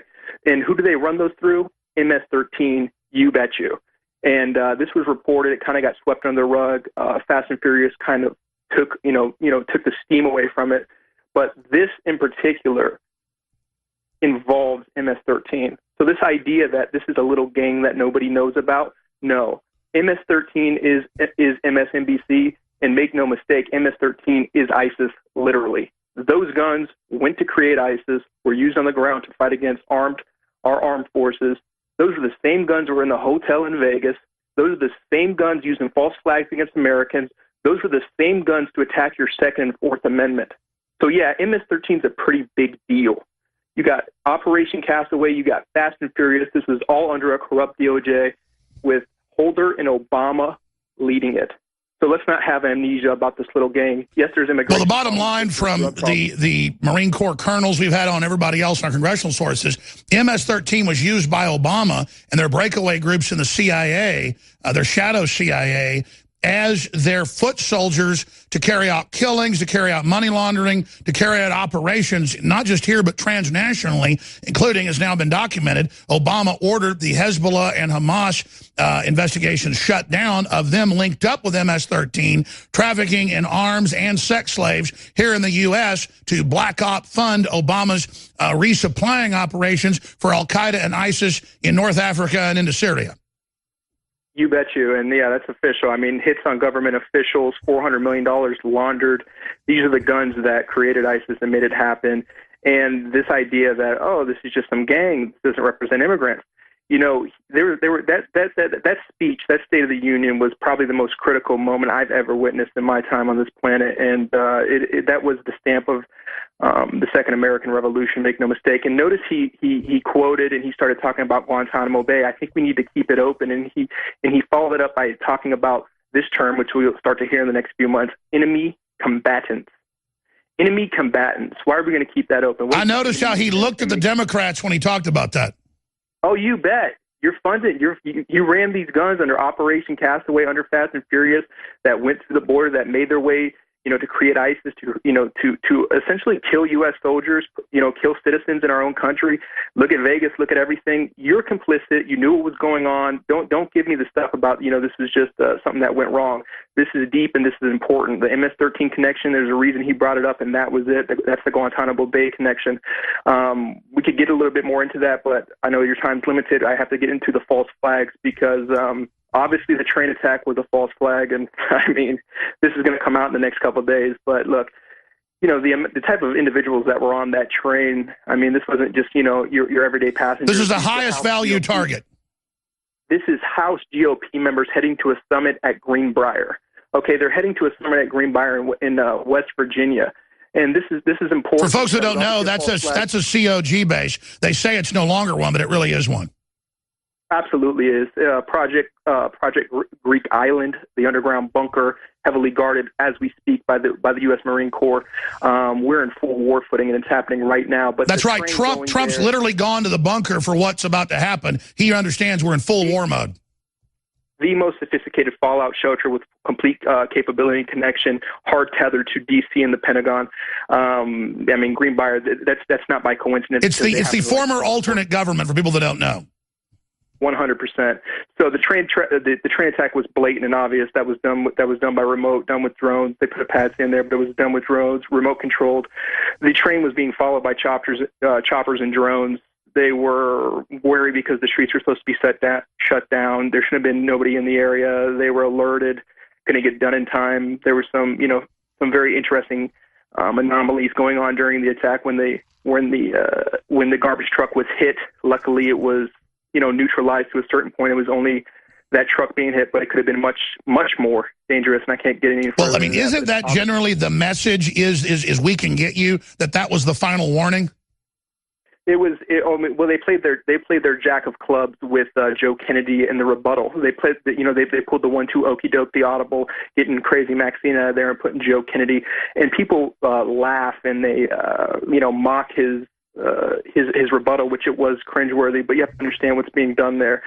I mean, if you have a pulse and a frontal cortex, you have to understand what's going on there. His family lineage, that was a complete message to Trump to say, what happened to JFK, what happened and went on there. So he better had look uncomfortable because he was sold out.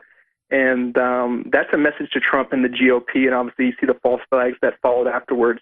He's not he wasn't the left golden child.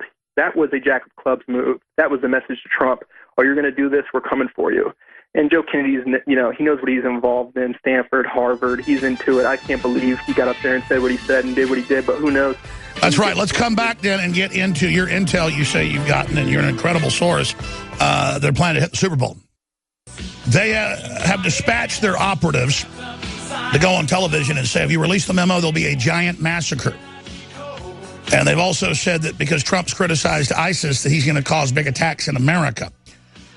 And then clearly that whole thing in Vegas, it's now come out, just as Zach and other sources said, was a false flag carried out during the Saudi Arabian military visit. And then a few weeks later, Trump went in and they arrested all those people, and Saudi Arabia joined the coalition. And Zach talked about all that before it happened, while it happened, and after it happened. So that's why Zach is known to me, not some anonymous QAnon on 8chan, who Zach says is a group of good people and that we should all look at it, that it's credible. This is Zach. That's his real name. I know his last name. And again, I've matched his voice up and everything to when he's been on national television and interviews and you name it, as a decorated soldier for many years at high levels of intelligence. He's right there, obviously, in Tampa right now. So I want him to get right to it, because I could just look at their playbook. They're behind, they're burning, their shadow government's falling apart, their deep state infiltration's falling apart. Everything they've touched is turning to dust. They tried to overthrow the president. That was a bunch of crimes. It's blowing up in their face. Now they're desperate, saying, don't release the memo. They've gone from saying, oh, it's no big deal, to being so scared. What's the false flag intel you've got? Can it be stopped? And then how does it tie in to the next shoe to drop, and what you're expecting them to try next, and what is in the memo? Okay, so there's a couple false flags that occurred in the weeks prior, and we haven't slowed down. They've all been foiled. I mean, if you want to go to Hawaii, if you want to go to a couple other things that we could get into after we get into this, but the Super Bowl false flag, what I need your guys to do there, your crew and all the InfoWars at home, is just get on the FBI Twitter right now. Look at what they posted today. Look what they posted yesterday. These creepy videos about how big their security is going to be. They're running drills, exercises. This is all their public push. And look into the typography on the videos that they have posted on their Twitter. You could pick it up right now. I have my own intel that we're going to get into, but just publicly what they're doing. Obviously, there's a war between the White House and the FBI. That's no big secret.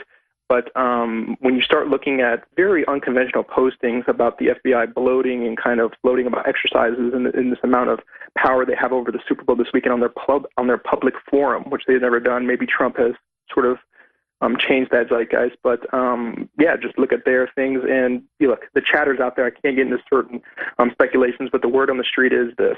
And this is credible, and everyone who knows what they're looking at is looking at this. And this is on blotters. Intelligence communities are looking at this. There's an attack planned for this weekend at the Super Bowl. During the State of the Union, you have Trump. First of all, throughout the entire year, Trump's been at war with the NFL and the kneeling. He brings them up. Obviously, all the stuff with the FBI and the NFL as of late. There's a credible threat this weekend, and on the world stage, the biggest stage in Minneapolis. In Minneapolis, Minnesota, Little Mogadishu, the biggest Somali community outside of Somalia. So it's credible, it's real. They always have exercises and these sort of things going on while these are going on to have one of their wind-up cutouts do something right underneath their nose for the world to see. And they are in a desperate measure here. They've continued to do false flags for many months that Trump has neutralized and sort of, played this sort of 5D Zen chess with them. But they need to know that they're desperate, and doesn't mean that something that they could pull something off here, because there are credible threats this weekend. They're trying to pull off something big. It could have a dirty bomb effect for the world to see. They would love nothing more to embarrass the American people, hurt the American people, and hurt Trump. The city is set and setting perfect for this sort of thing, and this is not just a stretch by my part. That's why nobody's kind of been talking about it, but the threats are out there. There's chatter out there. We're tracking it, but so is the FBI. But to be honest, we can't trust them. So we're going to need to sort of be very vigilant and try to stop this right here. This is very serious. This is very credible. Hasn't been in the news, but make no mistake, a lot of people know about this, and it's obvious. Zach, let me raise this. Clearly, they've set Trump up against the NFL. He stood up against it and said, why are you being anti-American? They would love to make themselves the victims. They have said that if you keep criticizing us, you're going to cause a massacre. That's been the warning from the globalist deep state to Trump by their capos publicly on television. So would they have a Somali do it as the backup and then blame a patriot to say, oh, look, a Trump supporter truck bombed the Super Bowl. Oh, my God, it's Trump's fault. It's Trump's fault. Or would they just have a Somali do it and say, oh, because you've criticized, Islam, you caused this to happen, and then try that as a distraction from the whole FISA memo and everything they've been up to? Yeah, absolutely. Well, first of all, it's going to be many Somalis. Unfortunately, it's going to be many Somali individuals. We've heard the chatter. We know what's going on. It's conversations like this that hopefully, blow their spot up. But we're showing video of the Mall of America right now. Sorry, go ahead. Yeah. I mean, it's a group of Somali individuals. There's obviously ISIS will take credit in conjunction with these individuals, but obviously the deep state has its hooks in when it comes to these groups, and they are deep state ran. This is Al Qaeda. They are going for their last grasp. But what we have to understand is this: we hear everything they're doing, we see everything they're doing. So these individuals are desperate, and they've picked their sides. I'm hoping that they have a change of heart, and we have to understand that the State of the Union really publicly changed the momentum of a lot of things. And the people on the left that are not going along with this, I just don't get it. I picked up that it broke the back of some of the stay-behind networks, and it also, the poll show reached through to people who were in their haze. 75 was the average poll point, and that it was I felt spiritually the enemy's back was broken. Is that what you're saying? 100%. But again, a lot of these individuals, they're afraid if they don't go on with the mission, if they don't carry it out, that they will be murdered themselves. But they need to come out as whistleblowers. They need to stop this activity. Exactly. Well, we've heard that FBI agents and others have been whistleblowing to the intelligence committees and to Trump and others. Trump's all about not letting secret info out, but I think he needs to just start playing the cards now. Yeah, I mean, they were playing a sort of a game of chicken there with the memo. The memo is going to come out later today. I expect later today, maybe into the morning, but it'll be within 24 hours, that's for sure. But they did, sort of play this game and get the postponement of Flynn's sentencing there, so they know what they're doing. But, let me just let everybody know, in case they're not privy, which if they're not, they're out of their mind. McCabe sung like a bird. He was compromised. Al-Walid. Okay, Al-Walid is a free man now, but make no mistake, he sung like a bird. Okay, Al-Walid told everything. So if your big funder from overseas, this Prince Al-Walid who's walking the streets now, just know that you're being surveilled. Just know that we hear everything. And let's be clear, for those that don't know, he was the ringleader of the Saudi breakaway group funding much of the deep state. Trump showed up on his first official visit anywhere to a foreign country, to Riyadh, to the House of Saud, waved the sword, and obviously we saw the change there. Walid's a free man. Walid has no loyalty to the United States. His pockets are dry. They're going to let him hold on to his country. I noticed the king of Saudi Arabia, I've seen a lot of video of him, doesn't normally look really freaked out. He looks super freaked out with Trump. It's over. It's changing. The State of the Union was the most incredible thing I've ever seen. The lunar activity that was going on, we're not going to go down that road, but it did. This timing is anointed. This is divine intervention. This is something special. This is something I believed in. And we opened the call with the MS-13, the gun running. This is what opened my eyes while I was in the military, and being prepared and being groomed to be something that was ridiculous. And I think a lot of individuals, whether you're a legislator, whether you're a soldier, whether you're an intelligence analyst or operator, you could fall victim to this, and we need to open our eyes and have faith and realize this is real life. Be loyal. Don't do this. Okay, don't do this. These false flags don't end well. And the people who are funding this, these elites on the left and the deep state actors, even deeper entrenched. How do you think this ends? It's over. The writing's on the wall. They're like. Well, I told Mike Adams off air and everybody else in the studio. I said I've never felt this much energy, this much. Spidey sense, as they say, sixth sense that something huge is about to happen. And I feel good rising and evil rising, and you see it as well. But that's why Trump said, I'll talk to the FBI director maybe in 2 or 3 weeks. That was signaling your whole thing's going to be exposed within. You won't even want the interview, Mueller. They were going to pull off several attacks all at once around the stadium. I shouldn't say they were, it's still going on, but hopefully we could stop it here. Several attacks to cause panic, herd individuals into a certain location, and detonate a dirty bomb for the world to see on the world stage to embarrass Trump, to embarrass the economy in little Mogadishu. And this ties everything, and it would act as a distraction and an absolute. Well, that's right, because Trump didn't back down with Vegas, which goes right after his pocketbook hotels and things. Exactly. Well, and you would notice Trump really didn't even speak about the quote-unquote failed Hawaiian missile test. That test wasn't failed. Those systems don't work like that. That was a neutralized threat. They tried to lure him into a Pearl Harbor type strike on North Korea. We heard them. We saw them. Yeah, just like Bay of Pigs. Stay right there. We'll be back on the other side with the 4th hour. Infowars.com. Tomorrow's news today.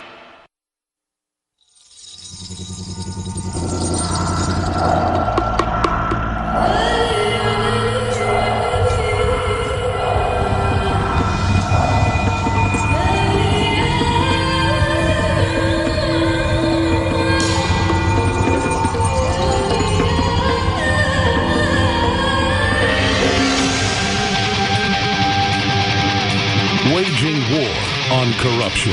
It's Alex Jones coming to you live from the front lines of the InfoWar. The clash of civilization. The globalists planned on destabilizing the Middle East and Islamic countries, putting radicals in charge, then imploding Western borders, using the radical Islamic threat to take liberties here, and then playing us off against each other to then bring in a world superstate that bans religion, except for the one world religion, in answer to the mega war. But the best laid plans of mice and men often go astray, and the Pentagon and all the military people I know and the people I talk to who've been at the highest levels and are at the highest levels of all this, everybody gets the picture now. It's very clear. They know the stakes, and they know it's bad for everybody except the sicko globalist that want total control. And so Zach is always amazing. I hope he'll come back on tomorrow and maybe Sunday, so I'll be live on air during the Super Bowl covering this. Obviously a prime target. They already hit Vegas. We know that was some of the same stay-behind network. You say you've got the intel. You've only proven accurate, which makes this horrifying. But it sounds like you're saying hopefully it's getting rolled up. We'll see what happens here. But you were getting into the missile test. I've talked to folks that have worked in that. They say there's 5 fail-safes before that happens, and that there's really no way that could even go on. Obviously, someone fell on their sword and got reassigned. What's the intel you've got, Zach? Yeah, when that was coming out, it was kind of confusing for people. It's sort of bizarre, the sort of explanations that you hear and things like this. It's just not a reality that there could just be operator error. It was not operator error. That was a neutralized real-world situation in a desperation operation to trigger Trump into an attack on North Korea, via Pearl Harbor, any of these other Gulf of Tonkin sort of incidents. This is nothing new in our unfortunately in our deep state country's history. So it's very dangerous, and it's kind of obviously classified what really went on. But all you need to do is look at the reaction of the actual White House. Trump made it very clear in the State of the Union that we are not going to televise, and we're not going to put out what our tactics are and what our plans are against enemy combatants and terrorists and threats around the world. So, they could go along. This was just operator error. This was a deep state desperation operation to trigger war and to distract from everything that's unfolding now. Unfortunately, we of course, were days ahead of them, even weeks ahead of them. This wasn't something new. We heard all the chatter. We heard everything, and it was actually neutralized. There was an actual threat. If you look at the time span between the alert going out and it actually the next alert coming in to say, hey, sorry, just a mistake, no big deal. This is probably, 20 to 30 minutes longer than what it would actually take for the missile to actually come here if there was a missile. Sure, of course. Well, I've traveled to Kauai, to that main defensive missile base there, further most westerly part of the United States. And, again, North Korea has been firing missiles. From your information, was it North Korea? Did somebody else fire a missile to try to confuse things, to trick Trump into giving the order to preemptively attack North Korea? Then they'd say, sir, that never really happened, and then remove him? Because I saw them beta test and sell that idea. Yeah, this was the official information, and it'll come out. But this was supposedly shot underwater. This was from a submarine. This was a real threat. Are you saying it was okay? So it was a Polaris style missile. Yes, and it was credible, but it was neutralized. So, individuals in the systems did, sort of freak out, and there was some operator error at a certain level, but not to the capacity that nothing happened. There was a credible threat in underwater that was going to, breach and obviously hit the islands there. That was neutralized almost immediately after it took off. Look, and you're saying it wasn't with North Korea, some rogue group trying to false flag us into confrontation with North Korea? 100%, and off of North Korean waters. It wasn't even close to here, but it was off North Korean waters, and that's going to come out, and everybody knows it. But again, I respect Trump. I see what he's doing. He doesn't want to put everything out there. Well, is that why we've seen all these missile trails and huge explosions in the northern Pacific and other areas? Because it looks like a bunch of craziness is going on. They're shooting all sorts of stuff down. He's not giving them the glory and not giving them the credit that there's credible threats. He's neutralizing them and not giving them. Hold on, we got to finish up, then Anthony Cumia is taking over.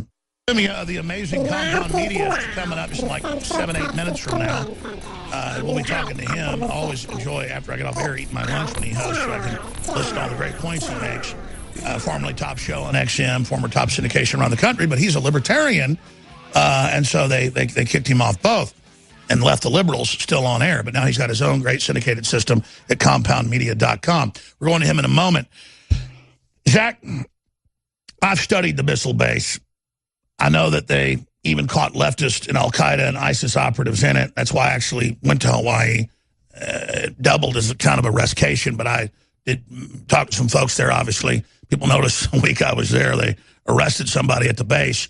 And I went out and shot some video and talked about how critical it was, because I knew coming up with North Korea, deep staters, people would be targeting that base. Spies who transferred nukes to North Korea discovered. There is the video, one of the videos that I break down from Hawaii and from the missile base. But absolutely, there's no way, except the telemetry, it's then checked by humans. They then go through the switching process, and that alert wouldn't go out, as you said, it was a false alert for 38 minutes. It only takes about, from that area of the Pacific, 14 minutes with the average booster, with those Russian boosters they've got from Ukraine, to get up to the atmosphere, then come back in. So clearly something went on. Clearly something got shot down. Now you've got huge missiles getting shot down over Russia. It looks like a nuke probably went off a few weeks ago, and that got shut down. Just incredible, shaking the ground. You've got other missiles getting shot down. You've had the famous Chinese launch, years ago off the Pacific to threaten everybody with a Polaris-style sea-launched missile. So all your intel adds into that. You're saying that's what you got from sources. That is just beyond sensational. That's horrifying, but that fits that a false alarm like that's basically impossible. The story we heard, somebody hit a wrong button we know is impossible. So you're saying what really happened is Trump has been shooting down missiles, but then figuring out it wasn't North Korea and standing down, foiling their plan. Yeah, absolutely. He understands that these are, that it's a deep state operation and sort of communist ran, which is also part of a deep state operation, our China sort of, our communication, our relationship. And same thing with this train attack that occurred. You notice in the speech he just gave there at Greenbrier, he sort of alludes to it as, hope everybody's okay in the train attack. He doesn't come out and say what we already know. That train was, being followed by choppers, drones. There should have been nobody around. They know exactly what's going on. They have video footage, but he's not going to come out and say it. He's not even giving them the floor. He's just neutralizing them. They're going through all this. And by the way, here's how we know all this. I'm going to go back to you, Zach.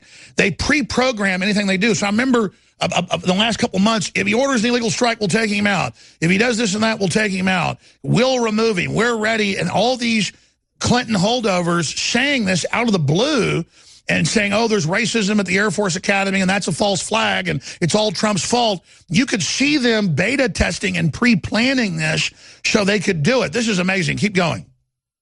Yes, and they underestimated obviously the election, and those numbers were even wrong. They say he was elected not by the popular vote, but through the Electoral College. Yeah, that's correct. He was elected through the Electoral College, but those numbers are way wrong. And Trump alluded to it in the very first words in his speech. They're saying now we know, as of a couple minutes ago, what the real numbers were. It's all coming out. DHS ran a major operations during the election. They're uncovering it all. And I just got to say this, and it's important because Trump has the pulse and he has the backing of patriots in our government. So when it comes to this QAnon phenomenon, I just need to be very clear. I am not QAnon. I'm not typing on Chan boards. Make no mistake, I'm chiming in boardrooms, but I'm not QAnon. I respect what they're doing. I know they do great work. I'm just, there's people who are patriots in this country, and we don't need to pick sides or, root for one over the other as gospel. We need to come together. No, I totally agree. I was just simply saying, people can speculate all day about QAnon. I know who you are, and you've given us great info, and the fruit of the tree is really, really what proves things. I just want us to all come together. I think we'd be more effective if we came together. And you've been great, but just as a listening base, as a country, look, they're doing great things. I'm doing great things. Hundreds of us are doing great things. Thousands of us are doing great things. Let's all, come together and work. They're doing great work, and I'm doing what I'm doing. And I acknowledge and tip my hat to them. Not involved with it, but I acknowledge them and I see them. So they're doing great work, and I appreciate it. But with that being said, look, there's also other individuals that are going to be coming into the zeitgeist this month. The first day of Black History Month. What a way to kick off Black History Month. Lowest black unemployment. That's a side issue. We could go in there, but I know your time's limited. Julian Assange is very active right now in ways that I can't quite get into.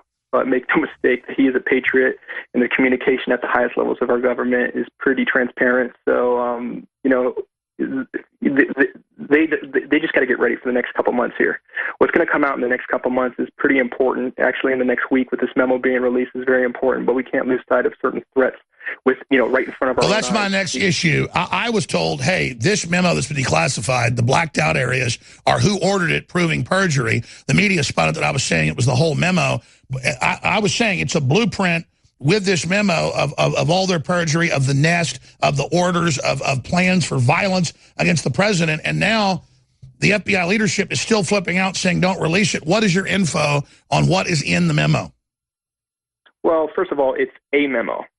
Okay, it's going to be pretty damning because what it's going to release is it's going to break through this sort of brick wall of course the government would never do this. Of course this couldn't occur. Of course certain individuals wouldn't be involved in this sort of thing. Well, actually, yes, they are, but in my opinion, it's fairly mild. It's important for what it sort of alludes to, and it's important for, obviously... Sure, they're just getting us ready for all of it to come out if these groups don't capitulate. It's the blueprint of the Clinton insiders. This is just the beginning. This is just the beginning. The memo is important. I mean, put it that way. It's important just to kind of say, hey, look, this is what we're dealing with. You thought you were dealing with something that was infallible? You're wrong. This is what's really going on. Let's get off the Russian collusion. Let's get off all of this. Let's actually see what the DOJ is doing. And we opened the call talking about Operation Castaway. You think the DOJ and the FBI is infallible? we're arming our enemies. We're laundering money for drug cartels. And notice how it did come out that Obama killed investigations into Hezbollah running guns and drugs in the U.S. to fund operations in the Middle East. Operation Castaway is Obama and Holder solely. So this falls out kind of outside of Fast and Furious. And this is incredible. This is unbelievable info. And nothing has happened. So we're seeing Sessions sort of, he knows this information. He understands what's going on. We're going to give him a little bit more time, but it's no coincidence. Well, the biggest thing you're doing is raising the alarm that you've got the intel and the chatter. You're saying directly that they're picking up the fact that a large group of Somalis is planning multiple attacks on the Super Bowl. Multiple attacks that will eventually lead to a fairly big event that we're hoping to neutralize, obviously, with this sort of information, and like the missile test, like the train attack, like other things that were either stopped completely or, stopped right when they began.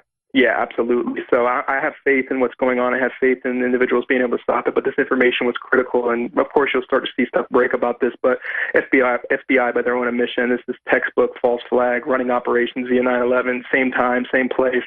And they got their cutouts and individuals who are brainwashed and entranced, and they are literally running for their lives, the FBI. That's the problem. We've never had a precedent in this country like we do now with the White House physically fighting the FBI in the sort of zen, don't bring it up, we're bigger than that. Message coming out the White House is incredible, because the stuff that's going on behind the scenes, if the people truly know it, would just be unbelievable. Sure, there's a civil war going on, and I wouldn't say the whole FBI. I don't just do that to grovel. Most FBI agents are low level doing stuff, but I mean, what would you say? Like the top 10% of the FBI is a bunch of Clinton operatives? Probably 5%. 5% of the real power brokers. Everyday field agents are pretty good guys. Of course, so I'm saying it's the top. It's the top. I mean, yeah. All right. Well, listen. Please come back on tomorrow and come on Sunday, Zach, as this develops, because you're an amazing source, and we really appreciate you. So please talk to the crew and come on tomorrow. Okay. It'd be an honor. Thank you. Thanks. I didn't plug last hour. I haven't plugged this hour. We're not going to be able to fund this operation if you don't buy products at InfoWarsStore.com. They're products you need. They're great products. We have the new shirt of the month. Get 20% off when you sign up for the shirt of the month. Cancel anytime. It's got Trump 2020. It's a beautiful new shirt, and it's limited edition for only 1 month. We've also got Cellforce at 50% off. That's DNA Force Plus when it comes back out. That's what we're going to name it, because it's even stronger with more of the product in it for less. So we're really excited to pass on those savings. And we've got the pollen block. We've got the bodies. Ultimate turmeric formula for 50% off. Those specials have got to end soon. InfoWarsStore.com. This is ad-free. There we go. How you doing? Welcome, everybody. Anthony Cumia in at InfoWars.com. Wow, I got to tell you something. I get the opportunity to sit here before I come on and watch and listen to Alex do his last couple of breaks of his show. And I realize I am guilty of what a majority of the country is guilty of. And I shouldn't be, because I do have my eyes open. And I listen to people like Alex Jones and that amazing informant he just had on. Was his name Zach, I think? Anonymous informant. But I'm listening to this, and I am guilty of complacency, of watching what mainstream media puts out there. And I know it's bull. I know it's crap. But I still listen and think, well, this is what happened. This is being presented to me by what we traditionally called the news. And, well, that must be what happens. And then I lower my head down to the grass, and I start grazing again, like the sheep that I am. And then I sit here and I watch Alex talking to his guests, and it spins my head around. It just spins my head around. And after everything we've seen in the past couple of years, since we've been introduced to President Donald Trump, you realize you cannot take anything for granted. You can't watch the news and think that whatever they're presenting to you is the fact of the matter. And that's the way it happened. You just can't do it. And the proof is in the fact that as that onion gets peeled apart on a daily basis, and we start seeing what these people are doing to this country, the machinery behind the scenes that we never got a glimpse at, that is now being exposed, you start realizing that things aren't as they seem. And when I was just watching Alex before, just a few minutes ago, and him and his guest were talking about the train, the GOP train, full of the entire GOP is on that train. They're going to a retreat, and they hit a garbage truck at a crossing. And then you start thinking, because I'm listening and going, yeah, the security is astounding for these people. The train, by the way, can't turn. The train can't get lost. The train can't go anywhere. It's on a track. That's what makes it a train. So they can absolutely keep that secure the entire length of the trip. It was a chartered train specifically for the GOP to attend a retreat. You can't keep a 4.5 foot swath of track clear from point A to point B that needs to be secure because half your government is in it. It just doesn't figure. Now, I don't know what the ulterior motive would be here. I don't know what the game plan or the end game to actually having the train hit a garbage truck at a crossing would be. I don't know. But I'm very skeptical that a truck wandered onto a track that they know is going to be occupied momentarily by a train carrying half the government. And how in the hell does that happen? Like they said, drones, helicopters, ground security, all of them are deployed to protect this train, yet they miss a garbage truck on the tracks. I don't know. Again, when I heard the story, I'm like, oh, look at that, a garbage truck on the tracks.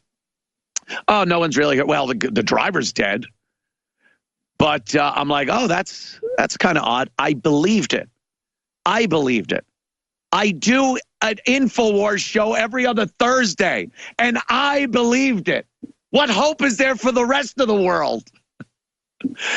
We can't just take this stuff at face value anymore. Can't do it. Cannot do it. The false alarm for the missile alert on Hawaii. Again, I went, look at that dummy. Some dummy hit the button. And then I'm listening, and you realize 30 minutes or 30 some odd minutes, over 30 minutes, this went on, where people absolutely thought there was a missile attack, yet it was some dummy that hit a button, and it lasted longer than it would have taken a missile to actually hit Hawaii at that distance. Why? And then you start listening to Alex and some of his guests, and you're like, wow, that it doesn't figure. It makes no sense, the story that's put out. Troubled worker. A troubled worker. It's always something. And when I watch Alex on InfoWars, you start realizing, wow, you think your eyes are open. I mean, I honestly think I am awoken. I've been awoken to a lot of the garbage that's being pumped out as information to the general public here in the United States. No, I am not awake yet. My eyes are still, I'm groggy. I was awake. I hit the snooze alarm. And we can't do that. We cannot afford to do that. We are seeing people in power, in places of great power, lying to us. And Donald Trump, being elected president, has started the process of peeling away that protective shield that they have had around them for decades, probably for the entire existence of the United States of America. The upper echelon of power in this country has lied to the people for their own devices. And again, I'm not sure what that is yet.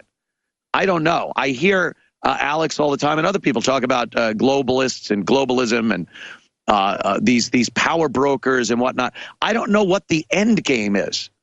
I still have to do a little more research on that. But whatever the end game might be, truth be told, we're not being told the truth.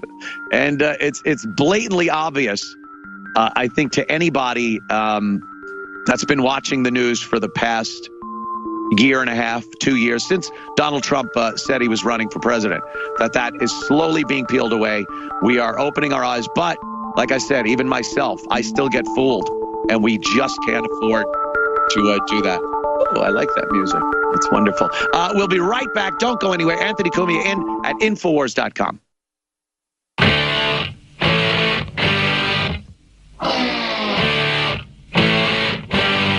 News. There you go. I'm a little stuffy. I swear to God, the longer I've been doing the shows here at Infowars, the more I'm sounding like Alex Jones. I don't know what it is. I think after a while, you just start turning into Alex Jones. My voice is literally turning into Alex. I love it. Welcome back. Anthony Cumia in, there he is, in at Infowars.com. Man, I got to tell you, that State of the Union speech that Trump gave was amazing. It was amazing. And you might think like, well, what was amazing about it? A lot of presidents give those State of the Union addresses and they pretty much lay out what they've done and what the future may hold for the country. What's amazing about it, Anthony? It's amazing because it shut down the Democrats. It shut down the liberal media. They didn't know what to do. They are panicked. There was nothing in there that they could play sound bites of and profess racism and sexism and homophobia and transphobia, Islamophobia, all the phobias and isms that they love labeling people. They just couldn't do it. It was such an optimistic view of America. When Trump, when he was running for president, he would say things like, "Make America great again," and oh, would they laugh at that? They laugh at it, and then they cried about it, and they call it hearkening back to a day of racism in this country and horrid women's suffrage, like the old days of women having no rights. And it absolutely isn't that. He spelt it out. He stood there and talked about an amazing country. The strides we've made in the past year have been astounding. The economy is booming. Unemployment is plummeting, especially in minority communities. Yet the Democrats wouldn't even stand and applaud. When we watched Trump say that black unemployment in the United States is at an all-time low, that is historic. That is an amazing accomplishment in a year. And if you recall, again, another thing everyone laughed at. My God, did Trump get laughed at a lot.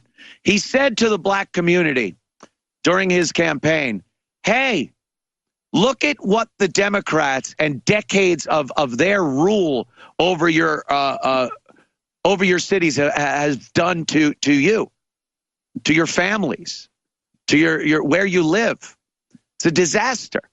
And he said, what have you got to lose? And people laughed. Look at this buffoon. What an idiot. What have you got to lose? Oh, my God, he's racist. Somehow that was racist also. I don't know how, but they dubbed it racist. Well, a year into his presidency, he announces that black unemployment is at an all-time low. 10-year low? What, 20-year low? 50-year low? What? All-time low. Thank you. And the Congressional Black Caucus, who profess to serve their constituency, sat there, stone-faced, looking down, with miserable looks on their faces. Why? Because what Trump just announced was, hey, there goes your power over these people. When Trump said, what have you got to lose? He was talking about those people that didn't do anything for you. They kept you in poverty. They kept your neighborhoods broken down. They kept you in crime, and they gave you no hope. The Democrats love talking about hope. Oh, my God. Every speech, hope, hope, hope. And then they do nothing to help. Their whole mission is to keep you impoverished, to deal out dollars and trinkets and vouchers and their help. Mommy will give it to you. Daddy will dole it out to you, but just enough to keep you voting. And then Trump comes along and says, hey, there you go. All-time low unemployment in black communities. It's astounding.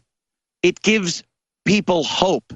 It gives people pride and dignity. And when he announced that, all the Congressional Black Caucus and a lot of Democrats heard was, your power is gone over your constituents that you have been bamboozling for decades. They looked on and said, what the hell are we going to do if everybody that we had been doling out dollars to and telling them that there's nothing they could do about it, see a light at the end of the tunnel? What are we going to do? How are we going to keep them in our pocket? How are we going to keep them voting for us if they see somebody that actually gave them a job, gave them dignity, the ability to raise their family, the ability to improve their neighborhoods, open a business, dream about what it is to live in this country? What are you going to do? Of course you're going to sit there miserable. I got to tell you, if I was running a scam on somebody for decades and somebody else came along and showed that person that I was full of crap and that there is a better way, I'd be mad too. I'd be sitting there miserable, just like they were, because they are not serving their constituents.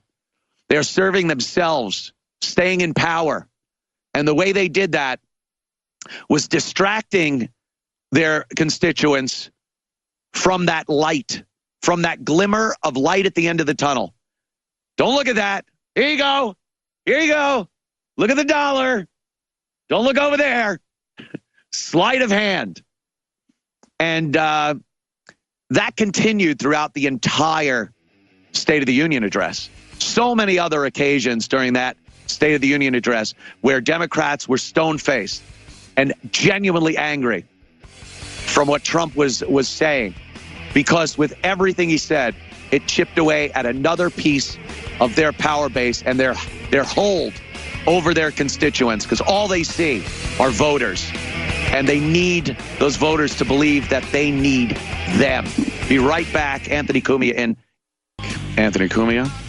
Infowars.com. Talking about the State of the Union address that was amazing. Nothing is coincidental. Nothing is left to chance during these things. Everything is very well planned out during the speech.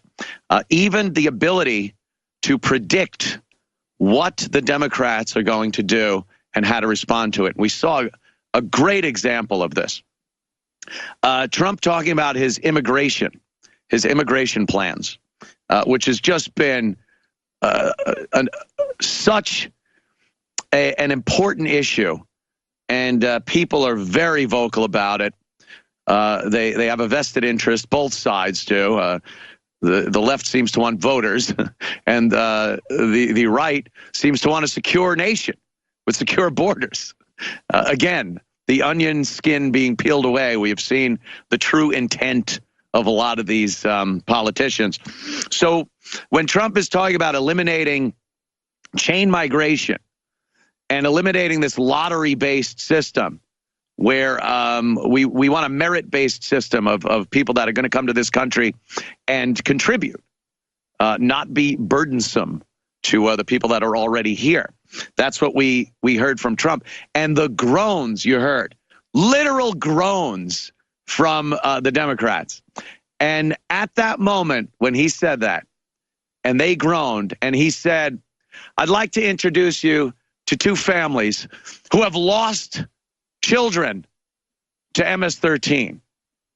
It was so perfectly done to show those groaning people in that chamber that their system of immigration is a failure.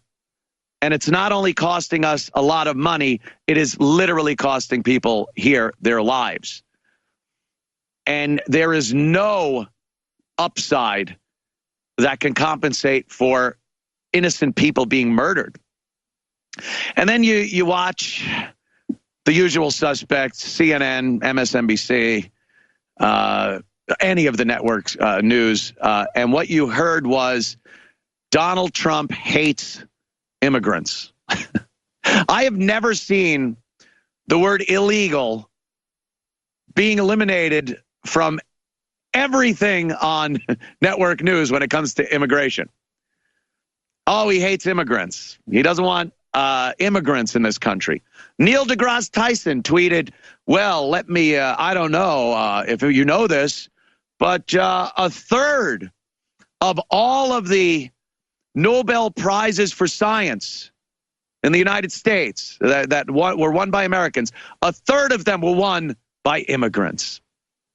And I tweeted him back and I said, you mean illegal immigrants? Because to say immigrants has nothing to do with this conversation. Why would you post something that has literally nothing to do with what anyone's talking about? Yes, amazing immigrants that came to this country and worked their way through the system that is in place, the laws that are in place to come here and become Americans and contribute. There is not a person in this country, a sane person in this country, that is against that. That is not the issue. That is not what is being discussed. So for him and so many other people, of like-minded people, to believe that you could post something and say, look how great immigrants are, and not include the word illegal in front of it, it's dishonest. You're trying to use sleight of hand. You're trying to make one thing another thing.